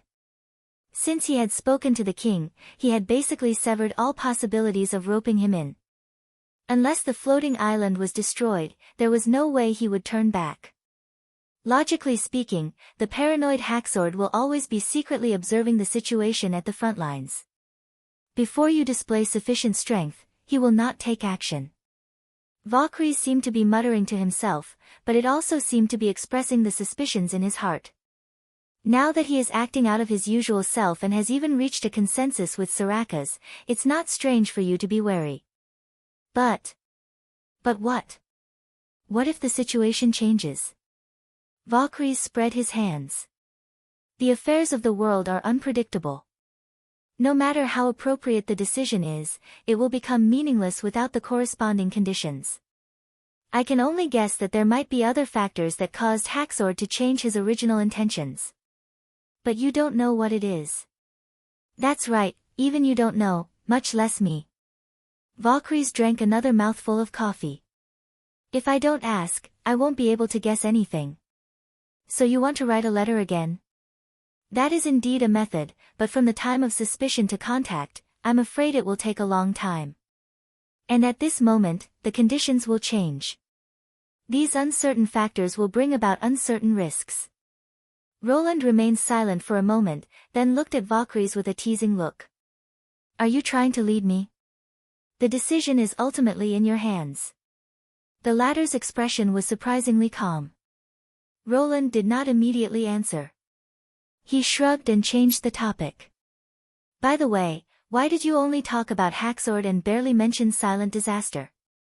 Can't it be part of the other factors? Because I understand it. Valkyrie suddenly sighed and looked out of the window. I need a lot of reasons to convince Haxord, but I don't. As long as it knows that I'm still alive, it definitely won't stand idly by. Deity of gods, at the bottom of the red mist pond. Does this really work? Silent Disaster stared at Sky Lord, who was resting in the pool with his eyes closed. Maybe, maybe not. After a few days of rest, Haxord had recovered quite a bit. But since you can't think of a better solution, we can only try our luck. He knew that in order to get Silent Disaster to stand firmly on his side, he had to first resolve the two reasons Silent Disaster gave for refusing. The king had ordered the execution of Plan B, and he was powerless to reverse it, nor did he dare to openly question the king's strategy. Therefore, the only breakthrough point was Valkyrie's letter. A piece of paper and a few words were too hasty, but what about more words and information? If he could successfully communicate with the Nightmare Lord, Silent Disaster would definitely become the most powerful card in his hand. For this plan, not only did Haxord get his right-hand man, Siaces, to personally monitor the transmission point in the northern part of the Kingdom of Dawn, he also sent 2 groups of nobles to the foot of Mount Hermes and the Everwinter border. He did not wish to miss out on any possible response. Such an uncertain method of fishing for fish in the sea added more uncertainty to a plan that required luck, but Haxord had no other choice. He could not expose the existence of the witch to prevent Valkyries from losing their connection and becoming completely lost in the realm of mind. He also could not set up a location to wait for a reply and give the humans a chance to lay an ambush. But he had no idea what the final outcome would be. After all, the transmission of information required time, and the second deity of gods that the king was driving towards the fertile plains day and night. Once Plan B was activated, there would be no turning back. Also, rather than worrying about this, why don't you pay more attention to Mask? What's wrong with Mask? Silent Disaster frowned. I don't know. I just feel that his reaction is a little strange. Haxord shook his head. Since he had returned, there was no way he could hide it from Mask. But Mask, who had taken over the Western Front Army, did not seem to mind Haxord's prolonged disappearance and did not suggest for him to take the initiative to report to the king. In the past, Mask would not have let go of such an opportunity to suppress him. Lord Sky Lord. At this moment, Siaces suddenly walked into the grotto. There's movement from the humans. So fast. Haxord could not help but be surprised. What did you observe? He did not reveal his thoughts to anyone other than Silent Disaster, not even Siaces. Thus, he gave his subordinates an order to report any abnormal movements to him. A male has erected a flag on the hillside that you requested to monitor, but he does not have any of his brethren by his side. Erecting a flag without occupying it was extremely abnormal in itself. Haxord could not help but exchange glances with Silent Disaster. It had only been 5 to 6 days since he sent out the message. It was a far cry from the half a month he had expected. This could only mean one thing. Not only was the witch in a high position, she was also close to the pinnacle of power. Otherwise, she would not have such an efficient response. Did the Eye Demon discover anything? Although witches were unable to enter the Red Mist region, he still assigned Siaces a symbiotic Eye Demon just in case. The long-range attack from the blonde witch's sudden appearance still left a lingering fear in Sky Lord's heart. What we sensed are basically all non-magical males. It should be a routine investigation by the humans. We have yet to discover the existence of magic power observers. Siaces hesitated. My lord, what are you guarding against? I will tell you when there are results. After Siaces left, Haxord looked at Silent Disaster. Do you want to go? Is there a need to ask? The latter had already put on her helmet. Passing through the distortion door, Silent Disaster slowly walked towards the soldier under the flag. This time, she did not deliberately hide herself. The soldier quickly noticed the commotion behind her and turned around. Silent Disaster recognized the male. He was the one who had been delivered a letter previously. This was undoubtedly an extremely unusual meeting. The human did not scream, flee, or fight back. Instead, he quietly waited for her to approach. Although his breathing was obviously chaotic, he did not take a single step back. Only when the two of them faced each other did the soldier speak. "I've delivered the letter. Where are my companions? They are still alive. Go back and I will release them." The soldier nodded, took out a new piece of paper, and handed it to Silent Disaster. Silent Disaster's pupils suddenly constricted. It was still written in her race's language, and it had an obvious nightmare style. However, the content was exceptionally short. There was only one sentence. "Concentrate and close your eyes." Chapter 1436. Enter the realm of mind here. Silent Disaster was shocked. She was not Haxord. After leaving the birth tower, it would be difficult for her to establish a connection with the realm of mind. Even if she could touch the origin of magic for a short period of time, she would not be able to find Valkyries in the dark. So why did the Nightmare Lord send this message? She looked around. The entire slope was silent. The Eye Demon did not give any warning. Even the hands of the soldier standing in front of her were empty. He did not even carry the firearms that they were so proud of. Then, "I'll give it a try. If I can't succeed, it won't be too late to discuss it with Haxord." Thinking of this, Silent Disaster slowly closed her eyes and tried to sense the extremely minute undulation. At this moment, an extremely powerful force enveloped her. It was so shocked that it wanted to break free, but it was completely powerless. The barrier between the two worlds, which was originally like a quagmire, had become as light as a bubble. Almost effortlessly, it connected to the realm of mind. Even with her eyes closed, she could feel the surging magic around her. This was something Silent Disaster had never experienced before. Even meditating while leaning against the birth tower would not have such an effect. She even had the illusion that she was ushering in a new advancement. All these feelings happened in an instant. Before she could think further, everything had calmed down. But it was not true calmness. Silent Disaster felt a slight buzzing sound in front of her. At the same time, there was a gentle breeze. The wind was very dry and calm. There were almost no changes in its size. It couldn't find any corresponding scene in its hundreds of years of memories. Silent Disaster slowly opened her eyes.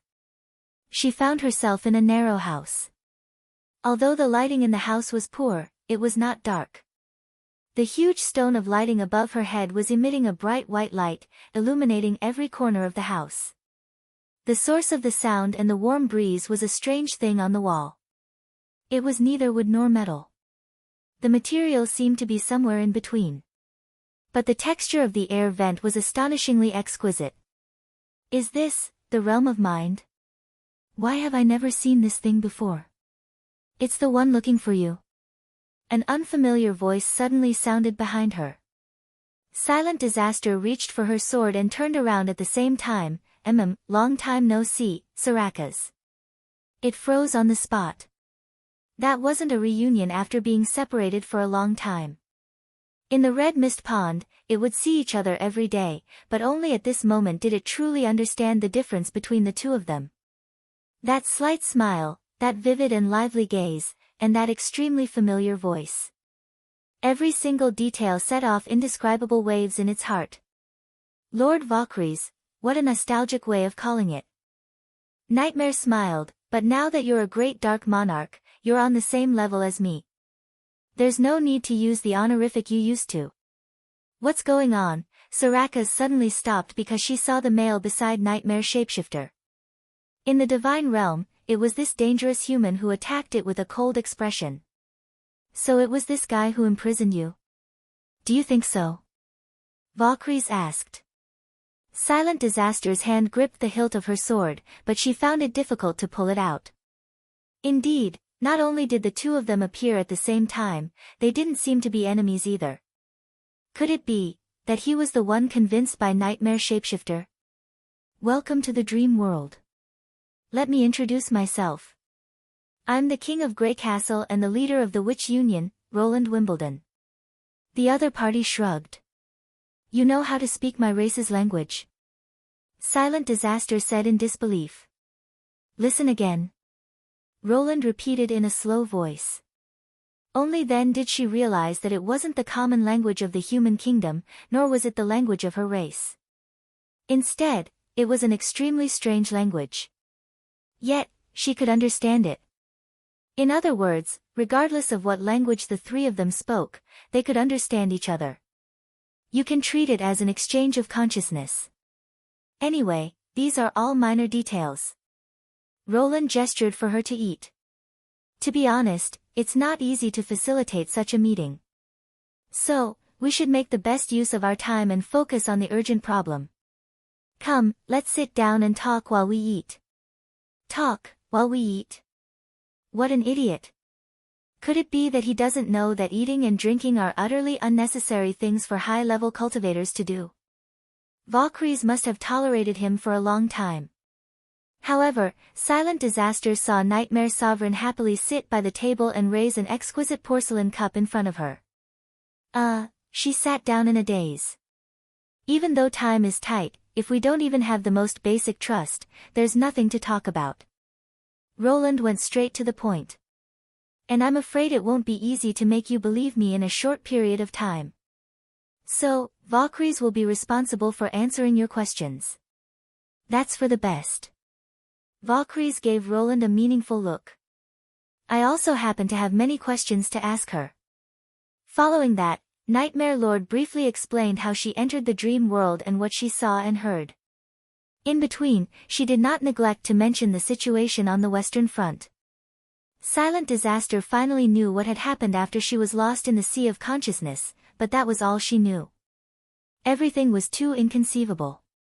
She really could not understand why a male human without any magic power would be favored by the realm of mind. So, this is the origin of the new human inheritance. Silent Disaster opened her mouth with difficulty. You can understand it that way. Roland replied. But I prefer to treat it as a complete world, a world that is facing the threat of God and is in imminent danger, just like us. She was unwilling to believe any human, but there were some things that she had to believe, such as this realm of consciousness that was known as the dream world. Looking out from the window, she discovered that it was shockingly huge. It was actually impossible to see the end of it. Putting aside the question of whether God really wanted to destroy this place, just from the scope alone, it was far beyond the king's presiding holy see. There were also the nameless furnishings and tools, all of them had a common characteristic, which was that they were unbelievably exquisite. To be able to spend so much effort on such daily items, it was evident how astonishing the power contained within was. If humans were borrowing this power, it was not strange for the huge changes that occurred in the Third Battle of Divine Will. Of course, the most important one was Valkyrie's. Her vision and train of thought far surpassed Klein's. If she did not raise any objections on the spot, it was already very convincing. But, it was too difficult for Sarakas to absorb all the information in a short period of time. By the way, I would like to know what made Haxord decide to contact Valkyries directly and not continue waiting. Roland took the initiative to ask when he saw that she did not speak for a long time. This does not match her style. Silent Disaster first glanced at Valkyries and only revealed the reason after it nodded. Roland was not surprised that Sky Lord had confirmed the existence of the bottomless land at the northern end of the Land of Dawn. He had long learned of this information from Joan, and now that he thought about it, it was normal for Haxord to verify this information. But the second piece of information was completely different. Are you saying that the Blackstone region has been invaded by the Skysea realm? Valkyries revealed a look of shock. Isn't that the main defensive line of the race? Chapter 1437. Can you explain in more detail? Roland pressed. There's nothing much to say. Silent Disaster was clearly wary of the human king. You know very little about the Sky Sea realm. You wouldn't understand even if I told you. That was indeed the case in the past, but it's different now. Greycastle's western border is being attacked by demonic beasts, and one of them is the Sky Sea realm. Roland did not care about its tone. Instead, he carefully described the skeleton monster that had climbed onto the land. This is the first time we've seen it outside the sea. Tell him what he wants to know, Valkyries said slowly. Regardless, it's better than letting the legacy shard of humanity fall into the hands of the Sky Sea realm. Since you say so. Soraka's nodded helplessly. Listen up, human. The thing you see is called a nest mother. They are also the core of the Sky Sea realm's expansion. A nest mother isn't strong in combat, but it can control many subordinates to fight for it. Like a brain. You can describe it that way, but don't interrupt me next time, Silent Disaster said impatiently. Silent Disaster said impatiently. These creatures are much more ancient than you imagine. Perhaps they have existed since the birth of this world. However, the long passage of time has little effect on them. The changes in their shape and abilities were very stable until the recent few months. After a series of explanations, Roland finally understood the reason for the Sky Sea realm's abnormal behavior. According to the demons, they could evolve, but it was different from the ordinary evolution of abilities. Every change in the Sky Sea realm would affect the entire race. For example, a nest was a nest, and a blade was a blade. There would not be any obvious differences between the individuals, unlike humans and demons, where each individual was relatively independent. It was probably because of this reason that their evolution was extremely slow. They would only notice a slight difference every few centuries. But the recent changes proved that this idea was completely wrong. No one knew how many times the Sky Sea realm had evolved in the past few months. The only thing they could confirm was that their strength had increased at an astonishing rate. For example, the blade beasts had previously been the helpers of the nest mothers when they hunted. As long as their positions were locked on, even berserk demons would be able to tear them apart. But now, not only had their size increased by several times, their strength, endurance, and reaction speed had also greatly increased. Their magic-filled scythe claws could even threaten greater demons. Even in a head-on confrontation, higher ascendants could easily kill a blade beast, but the problem was that the Sky Sea realm's evolution was universal. It was just like when a witch awakened to become a transcendent, other witches would also become a transcendent. As long as there were enough of them, a quantitative change could easily lead to a qualitative change. The defensive line that the devils had barely managed to maintain was no longer able to withstand the invasion of the Sky Sea realm. Countless enemies crawled out of the sea, crashing onto the battlefield like a tidal wave. The king had no choice but to make the decision to abandon the Blackstone region. This was definitely not good news for Roland. If the demons were really unable to maintain their territory, then the humans would have to take on this new pressure. The attack on the western region was just the beginning. Humans, I suggest that you immediately transfer the legacy shard. Silent Disaster finally said, with your present strength, it will be very difficult for you to face the Sky Sea realm's army head-on. Valkyries is right. Allowing the Sky Sea realm to obtain the shard is something we absolutely cannot accept. I have no intention of giving the shard to them. Roland shrugged. Besides, don't you find the timing of this evolution a little too coincidental? Oh. Valkyries crossed her legs. Tell me about it. The Blackstone region has always been fighting with the Sky Sea realm, so the estimation of the timing of the evolution shouldn't be too far off. And 3 to 4 months ago was about the time when the oracles ambushed Zero. You suspect that the Sky Sea realm's rapid evolution is related to God? It's just a guess. Roland muttered. But there's something I'm very concerned about. Have you spoken to the Sky Sea realm before? Valkyrie's expression gradually turned solemn. I don't think so. But the other participants of the Battle of Divine will have spoken to each other, Roland said slowly. There was no need to talk about humans and demons. They had even coexisted during the Cloud School of Thought.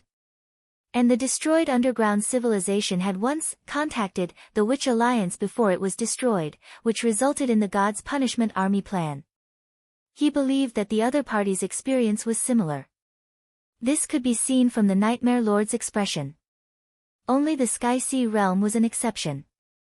There were no records of them in history. If humans rarely ventured into the depths of the sea, it would be very strange if the demons did not have such experiences. After all, communication was a common trait of civilizations, even if they were mortal enemies.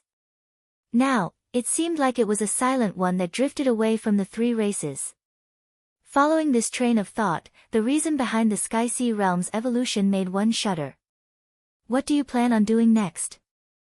Valkyries asked. Heading to the bottomless land before it's too late. Roland looked at the duo. I hope that you can stop all your offensive operations and focus your strength on dealing with the Sky Sea realm. That's impossible. Silent Disaster straightforwardly rejected. Ignoring the fact that God and Divine Will's deception is just your one-sided statement, the current Western Front Army commander is Mask, and the symbiote is under his control. Furthermore what? Sarakas did not answer directly, but remained silent for a moment. I wish to speak to Valkyries alone. Phew. Roland exhaled lightly. Alright, but don't forget about the time. Silent Disaster left the room under Valkyries' guidance and walked along the corridor of the apartment. From this angle, an indescribably magnificent city appeared before Sarakas' eyes. The gray, cube-like buildings rose and fell one after another. They were in no way inferior to the Birth Tower, but their numbers were several orders of magnitude higher. They followed the crisscrossing paths and extended outwards, as though there was no end to them. Even the deity of gods was unable to contain so many majestic creations. The intense impact caused her breathing to turn sluggish. The glimpse from the window had left Sarakas in shock, but the scene after walking out of the room far exceeded her imagination. What was even more inconceivable was the numerous figures walking in the city. They did not look like magic users that had been sucked in, nor were they inanimate objects created by the realm of consciousness. This was also the greatest difference between this place and the presiding Holy See. It was no wonder that human called it, the world. Let's stop here. Valkyries stopped in her tracks. The voice broke Silent Disaster's train of thought. She forced herself to focus and carefully sensed for a moment before speaking. There are other magic power users in the room. I know, they're witches, Valkyries said indifferently. Her reaction was out of Sarakas' expectations. You already knew. While waiting for you, I had a simple chat with them, although they still don't like me. Nightmare Lord nodded. The witch's main goal is to protect Roland, but in fact, he doesn't need protection. She did it to reassure everyone. Even a transcendent would not be so relaxed in front of a senior lord, what more a mortal male? Silent Disaster realized that the news was as shocking as the Battle of Divine Will being a scam. What else do you think? If he was so easy to deal with, I would have done it a long time ago. Valkyries paused and seemed to sigh. Of course, that was my initial thought. The witches didn't follow us. Sarakas grabbed her hand. Tell me, how can I bring you out of the realm of mind? Valkyries looked at her for a moment before shaking her head. Haven't you realized? I can't leave this place anymore. No, since I can enter, you can definitely leave. Right. If I take your body with me. Nightmare Lord extended her hand and brushed aside the hair on her forehead. This action made Silent Disaster widen her eyes. Lord Valkyries, your magic stone. Chapter 1438. Sarakas stared at her in a daze for a moment.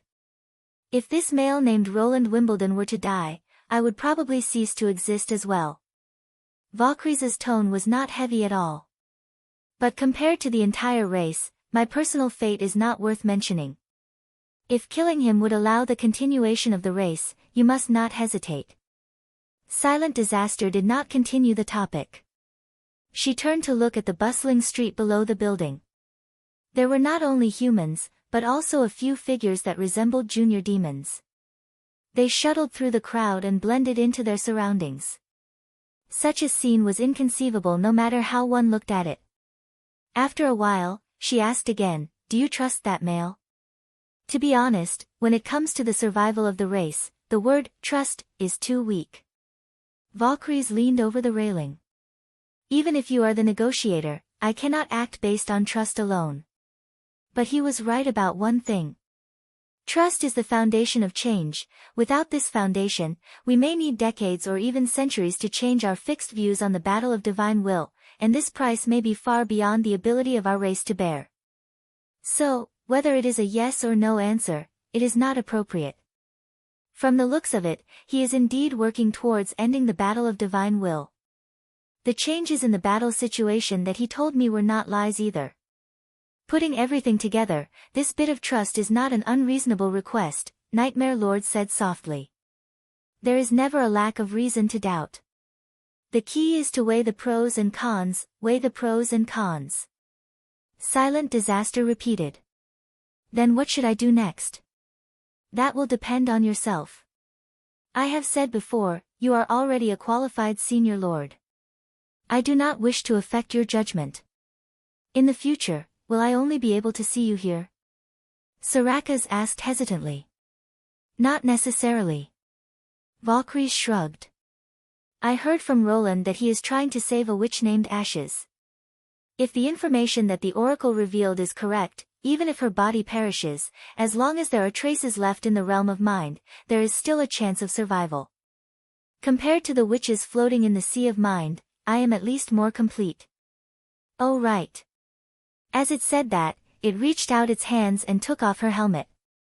Considering the risk, there won't be many chances for us to meet like this, so don't wrap yourself up too tightly. Compared to the pitch-black armor, I'd rather see your original appearance. When the two of them returned to the living room, Roland could not help but raise his eyebrows. Even though he had learned from Fishball's report that Silent Disaster's main body was vastly different from her usual combat readiness, he was still surprised to see it with his own eyes. If he had not been prepared, it would have been difficult for him to associate the burly and hideous armor with the female demon inside. Are you done talking? What's the conclusion? I want to ask a question, human. Sarakas asked coldly, if the battle of divine will is really a scam, how confident are you in defeating the gods? Actually, I don't know. This was also a question that Roland often asked himself. What is God? What is its purpose?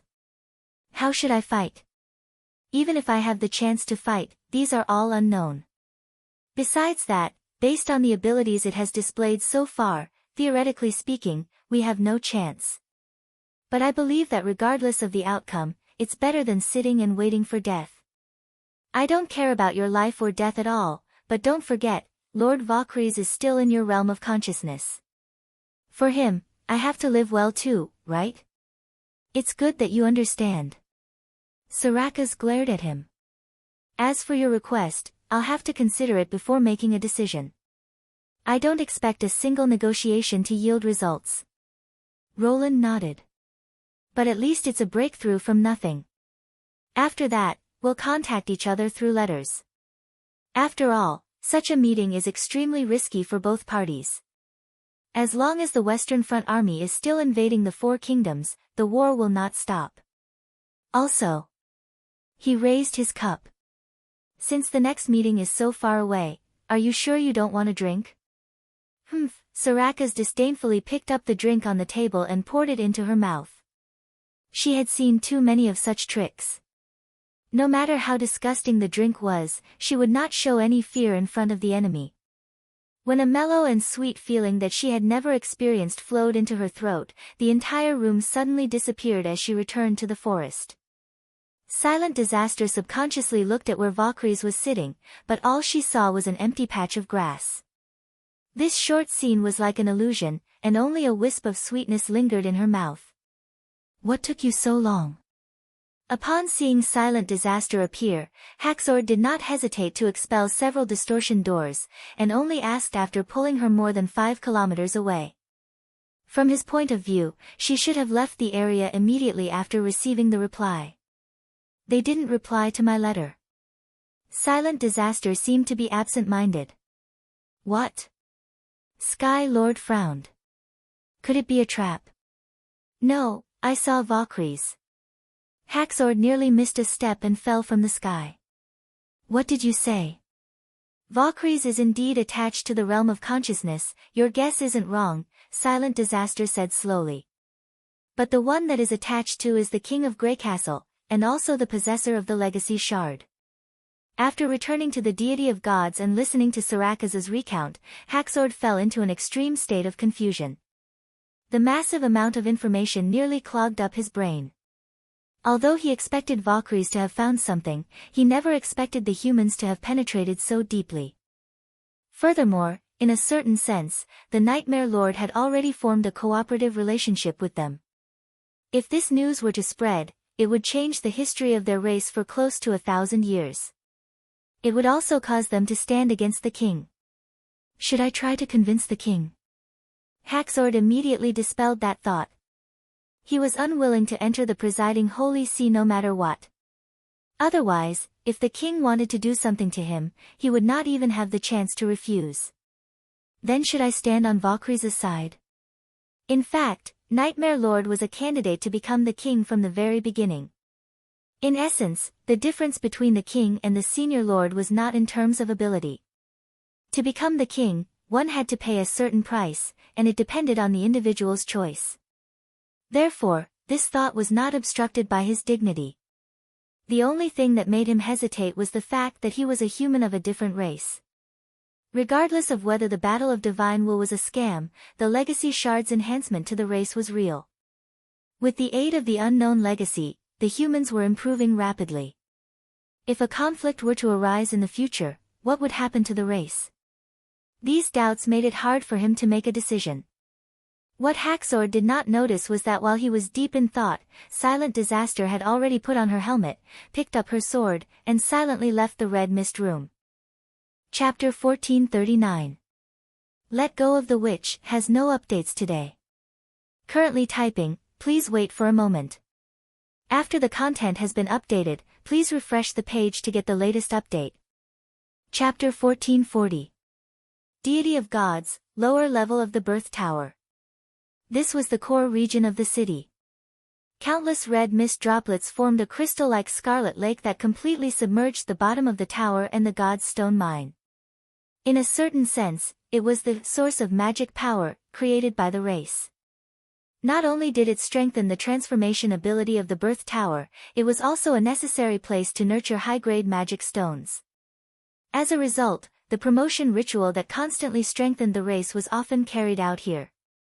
Every city might have their own differences, but the structure of the lower level, which had a sacred aura, was basically the same. While passing through the ceremonial plaza, Silent Disaster paused for a moment. Looking at the familiar scene in front of her, she seemed to hear countless people chanting the name Sharita. Dressed in white robes, Valkyries slowly walked in front of her. But from the scattered red mist dust on the stone slabs, it was obvious that this place had not been opened for a long time. Ever since the underground civilization symbiotic technology was widely used, the promotion ritual for primal demons to junior demons had been replaced by implantation. Primal demons that had undergone the initial screening had a higher chance of being promoted, causing the number of junior demons to increase greatly. They formed the backbone of the race's combat strength. The one leading this technology was Mask Lord Nasipel. He claimed that as long as the research continued, it was not just junior demons, but even higher ascendants could be nurtured in large numbers through the same method. Although there were many who voiced their doubts, believing that not only did it destroy the ancient tradition, but it would also endanger the stability of the race, the king gave his affirmation and support. Although the increase in the success rate of promotion would greatly increase the strength of the race, the flaw was also a fact. In the past few centuries, the number of junior demons had increased by tens of times, but the number of people who had advanced through the ritual could be counted on one hand. There was not a single senior lord. If in the future, higher ascendants and senior lords could be born through magic stone implantation, this sacred place that had witnessed countless glories would probably become unnecessary. Soraka's exhaled lightly and suppressed the surging thoughts in her mind. Memories meant hesitation, and hesitation would lead to flaws. That was something she absolutely had to abandon. Passing through the plaza, she walked into the central tower on the rock wall. The junior demons guarding the tower bowed their heads in greeting. Silent Disaster found the magic power source she had locked onto in the control room at the top of the tower without any obstruction. "What's the matter?" Nasipel seemed to be focused on adjusting the structure of the magic power core as he asked without turning his head. The hilt was unsheathed. Soraka's leaped forward with all her might, stabbing straight at Mask.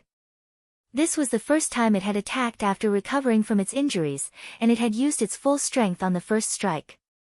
Masks were not adept at combat, and this was something all the lords knew.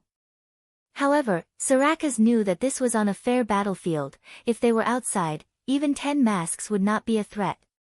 Be it in terms of magic power or physical strength, she far surpassed them. Not to mention the experience and instincts gained from tens of thousands of life and death battles. But this was not the wilderness.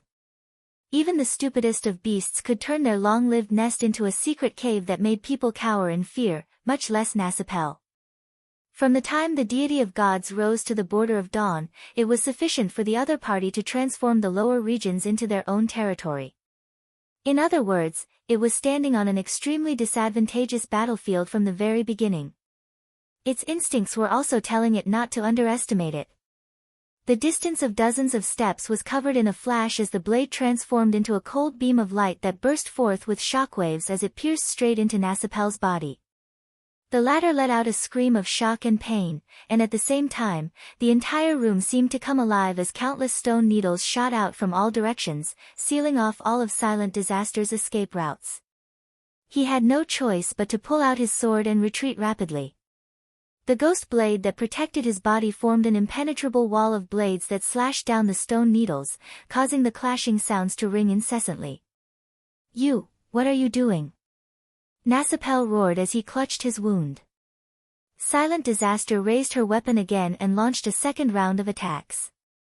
The feeling from the previous strike did not feel like stabbing into a living creature, but more like stabbing into a pile of grease and metal parts.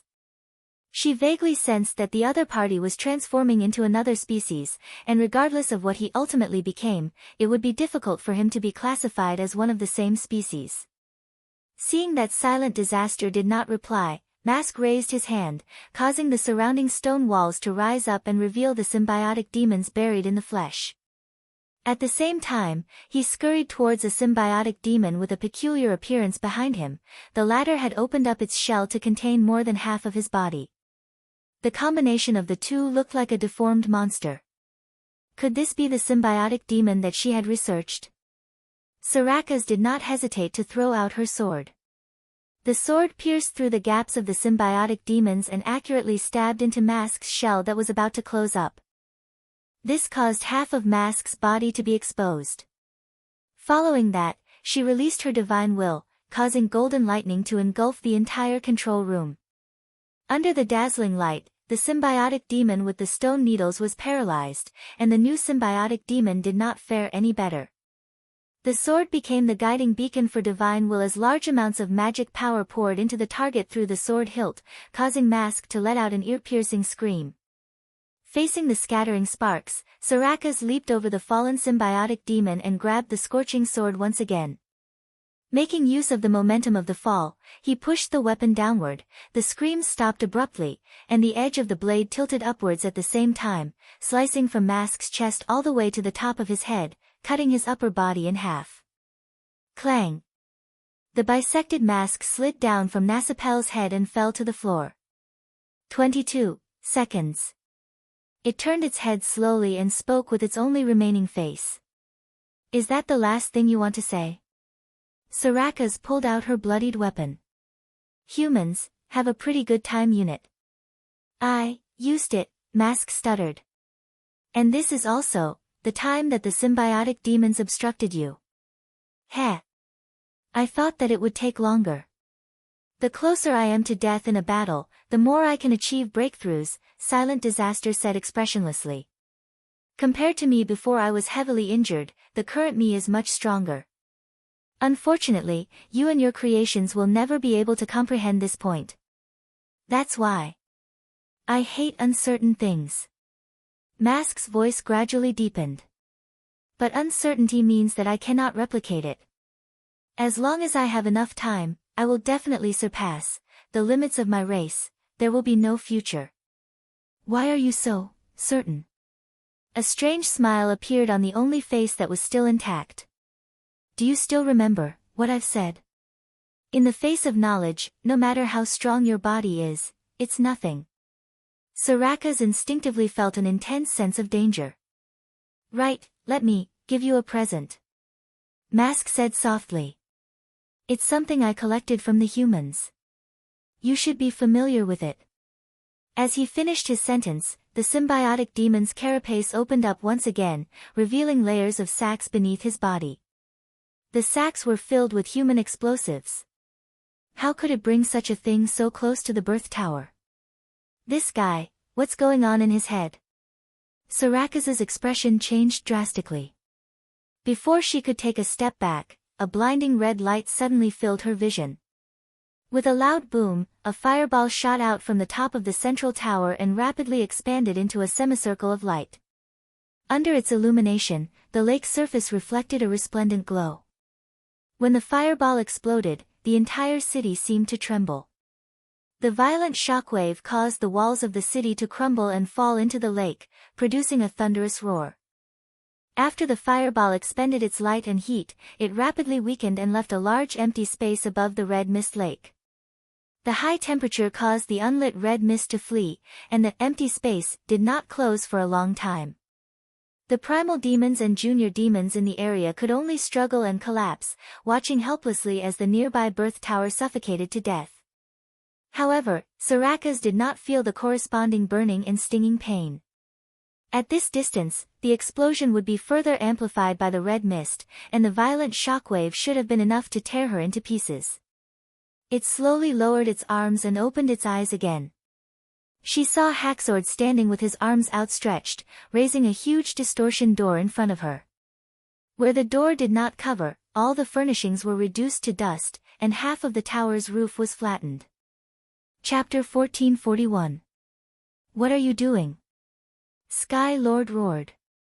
If not for Silent Disaster's sudden departure, if he had been a step late, not only would Silent Disaster have died, even he himself would not have been able to escape.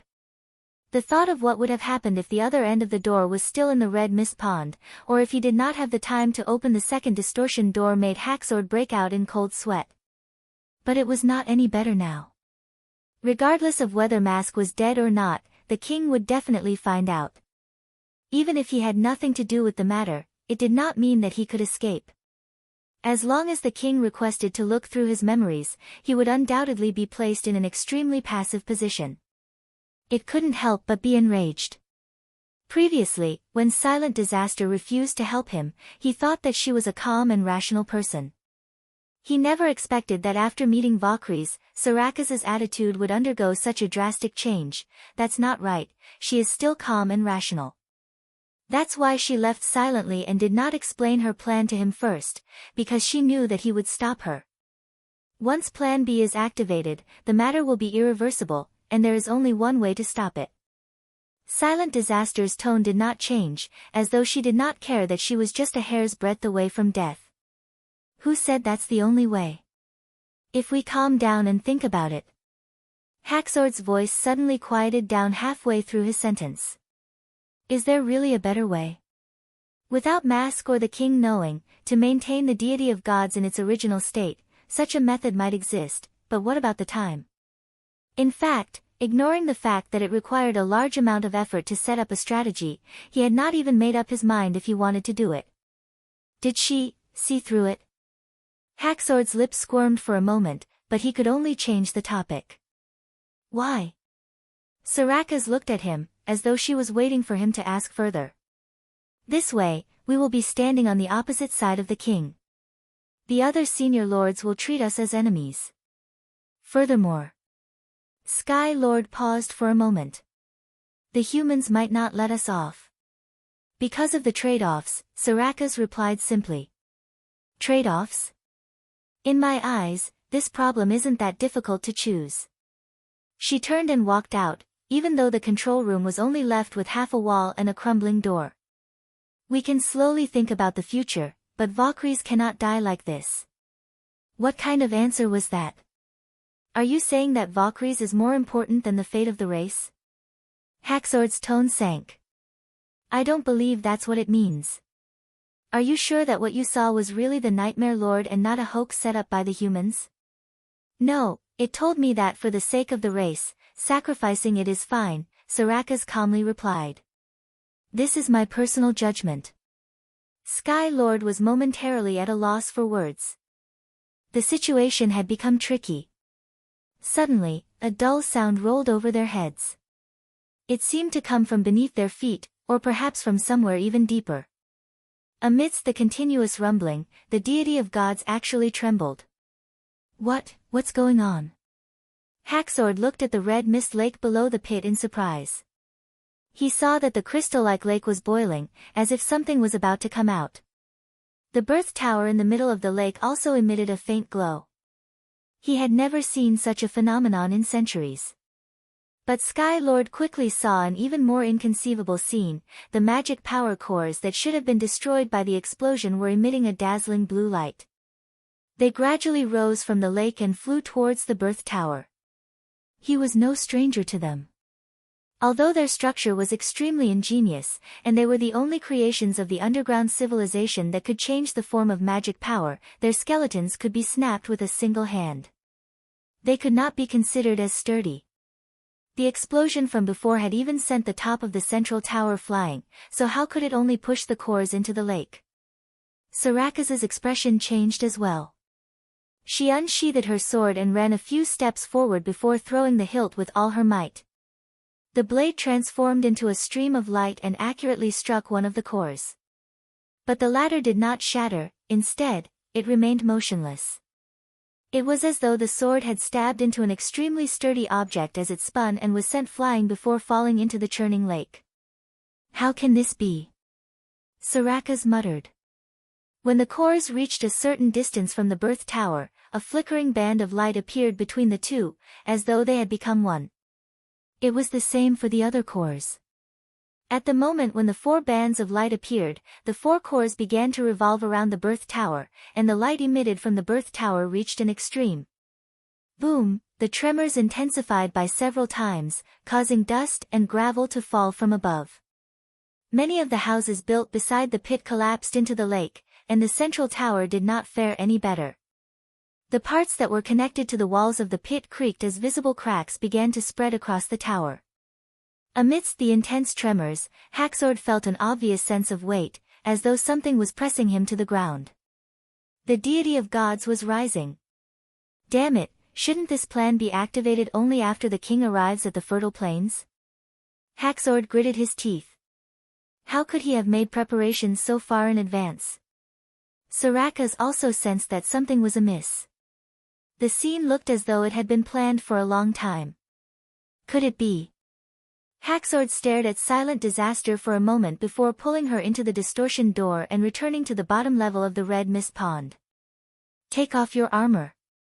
Sarakas looked at him suspiciously, but did as she was told. Sky Lord took out the 5-colored magic stone and placed it in front of his eyes, only to see an indiscernible strand of hair mixed into the beam of light. It was so thin that it was difficult to distinguish if one did not deliberately observe it. Don't move. Haxord extended 2 fingers and pierced them into Silent Disaster's shoulder. The latter frowned but did not stop him. Very quickly, she pulled out a lump of flesh from her body. After separating from its host, this lump of flesh immediately stopped wriggling. Nasapel, Silent Disaster clenched her fists. Without a doubt, Mask had placed the parasite into her wound while she was unconscious, but she did not react to it at all. So he already knew of our conversation, and even, your meeting with Valkyries in the realm of mind. Haxord threw the lump of flesh to the ground and stomped on it. If that's the case, it can be explained why he made preparations in advance. Sarakas ignored the wound on her shoulder and walked towards the door in large strides. Wait, where are you going? I want to destroy the magic power core. It's too late. Haxord bellowed. You can see for yourself that the core is resonating with the birth tower. What can you do alone? After the adjustments, the device core was now one with the birth tower. Even if the two of them used all their strength, they would not be able to damage it, much less throw swords. Even if a miracle happened, it would cause the deity of gods to completely lose control and plummet from the sky. It could already see the worst outcome. Chapter 1442. Come, 1, 2, 3, let's celebrate your recovery, cheers. In the dormitory of the sleeping spell, a small celebration was underway. Looking at Dusk's heartfelt smile, Balshan helplessly raised her wine glass.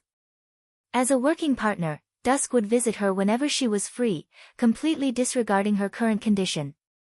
If it was in the past on Sleeping Island, she would never be so concerned about a non-combat witch. This feeling of guilt and gratitude made her feel as though she owed Dusk a lot. Even though Balshan knew that Dusk would never think of this. However, when her gaze shifted to the other person, her expression did not look so good. Why are you here as well? Charms confidently downed the wine in one gulp. I was the one who brought this grape wine, why can't I be here? You make it sound as though we can't drink wine without you. Balshan rolled her eyes. There are so many taverns in Neverwinter, can't we buy it anywhere? It's a pity that His Majesty has declared an emergency state of war in the western region. Wine is now a restricted product and without permission, you can't buy it even if you want to. Charms shrugged.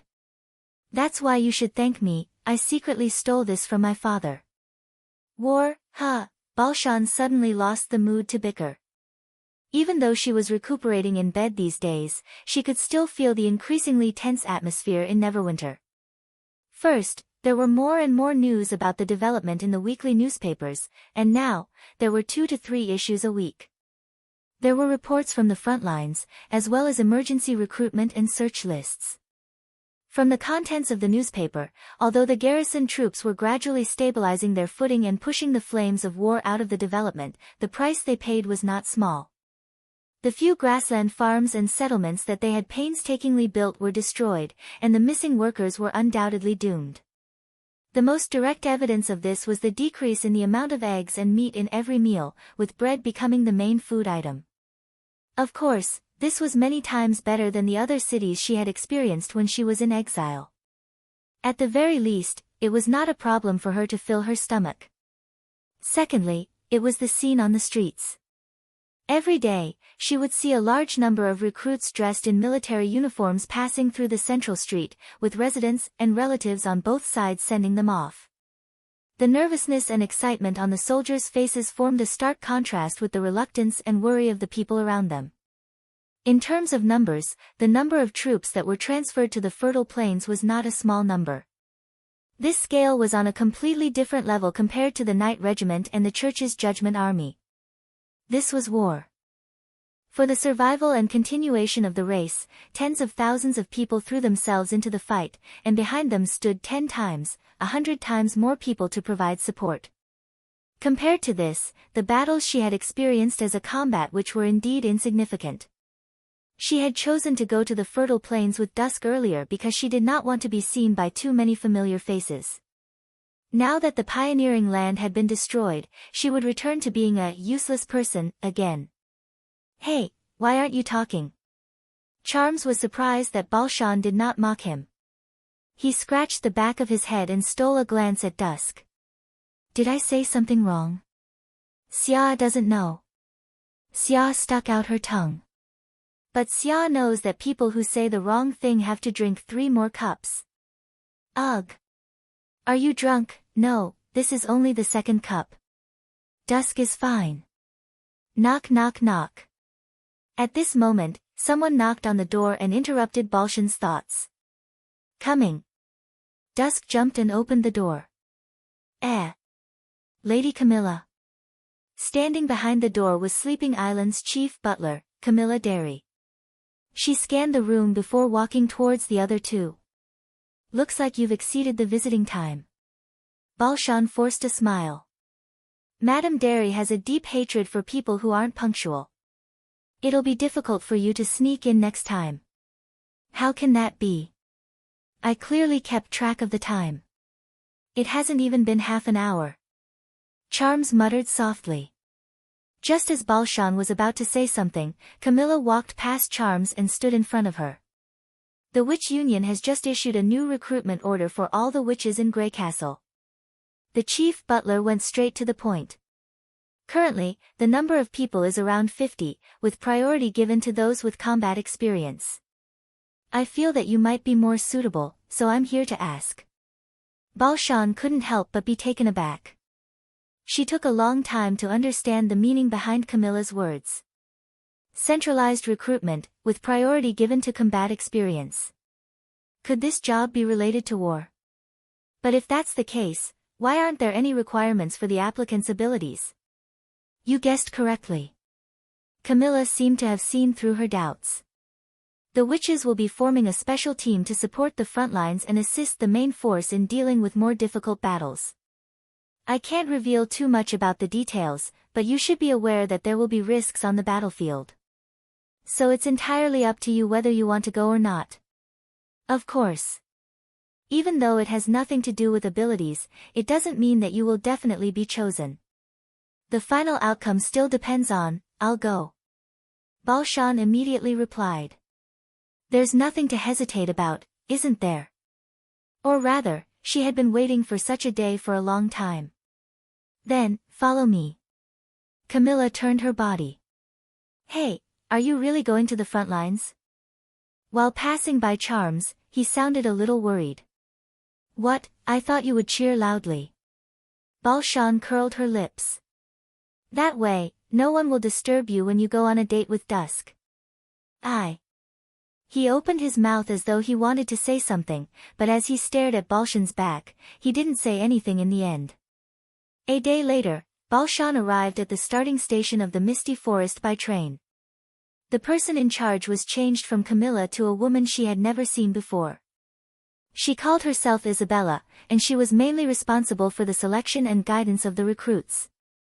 Even though it was her first time meeting her, for some reason, Balshan felt a sense of déjà vu. Another thing that surprised her was that there were more people who responded to the recruitment than she had expected, not only from the sleeping spell, but also from the Witch Union. In the short half an hour of travel, she got to know Vanilla, Amy, Hero, and the rest. Other than that, she also saw a few familiar figures in the crowd, such as Iffy and Nightfall, who were once part of the Bloodfang Association. It seemed like they were more interested in proving their worth on the battlefield. After getting off the train, the witches were led by Isabella into a building that looked like a factory. The moment they stepped into the building, everyone's attention was attracted by a metallic object that was placed in the middle of the empty space. It looked like a car, and the wheels beneath it were proof. But it was different from any other car in Neverwinter. Just one side of the car had 5 wheels, and they were all made of metal. The bottom part of the wheel was connected and wrapped with metal plates, making it look extremely unique. Balshan recognized it at a glance. It was similar to the machines used to dig mud and cultivate land. That's right, it was the kind of thing called a tractor. But compared to a tractor, the metal lump in front of her was much larger, especially the upper layer, which was almost completely surrounded by metal plates. There was a fortress-like turret at its head, and a short metal barrel protruding from the middle was obviously a cannon. One look and it was obvious that it was a weapon made for war.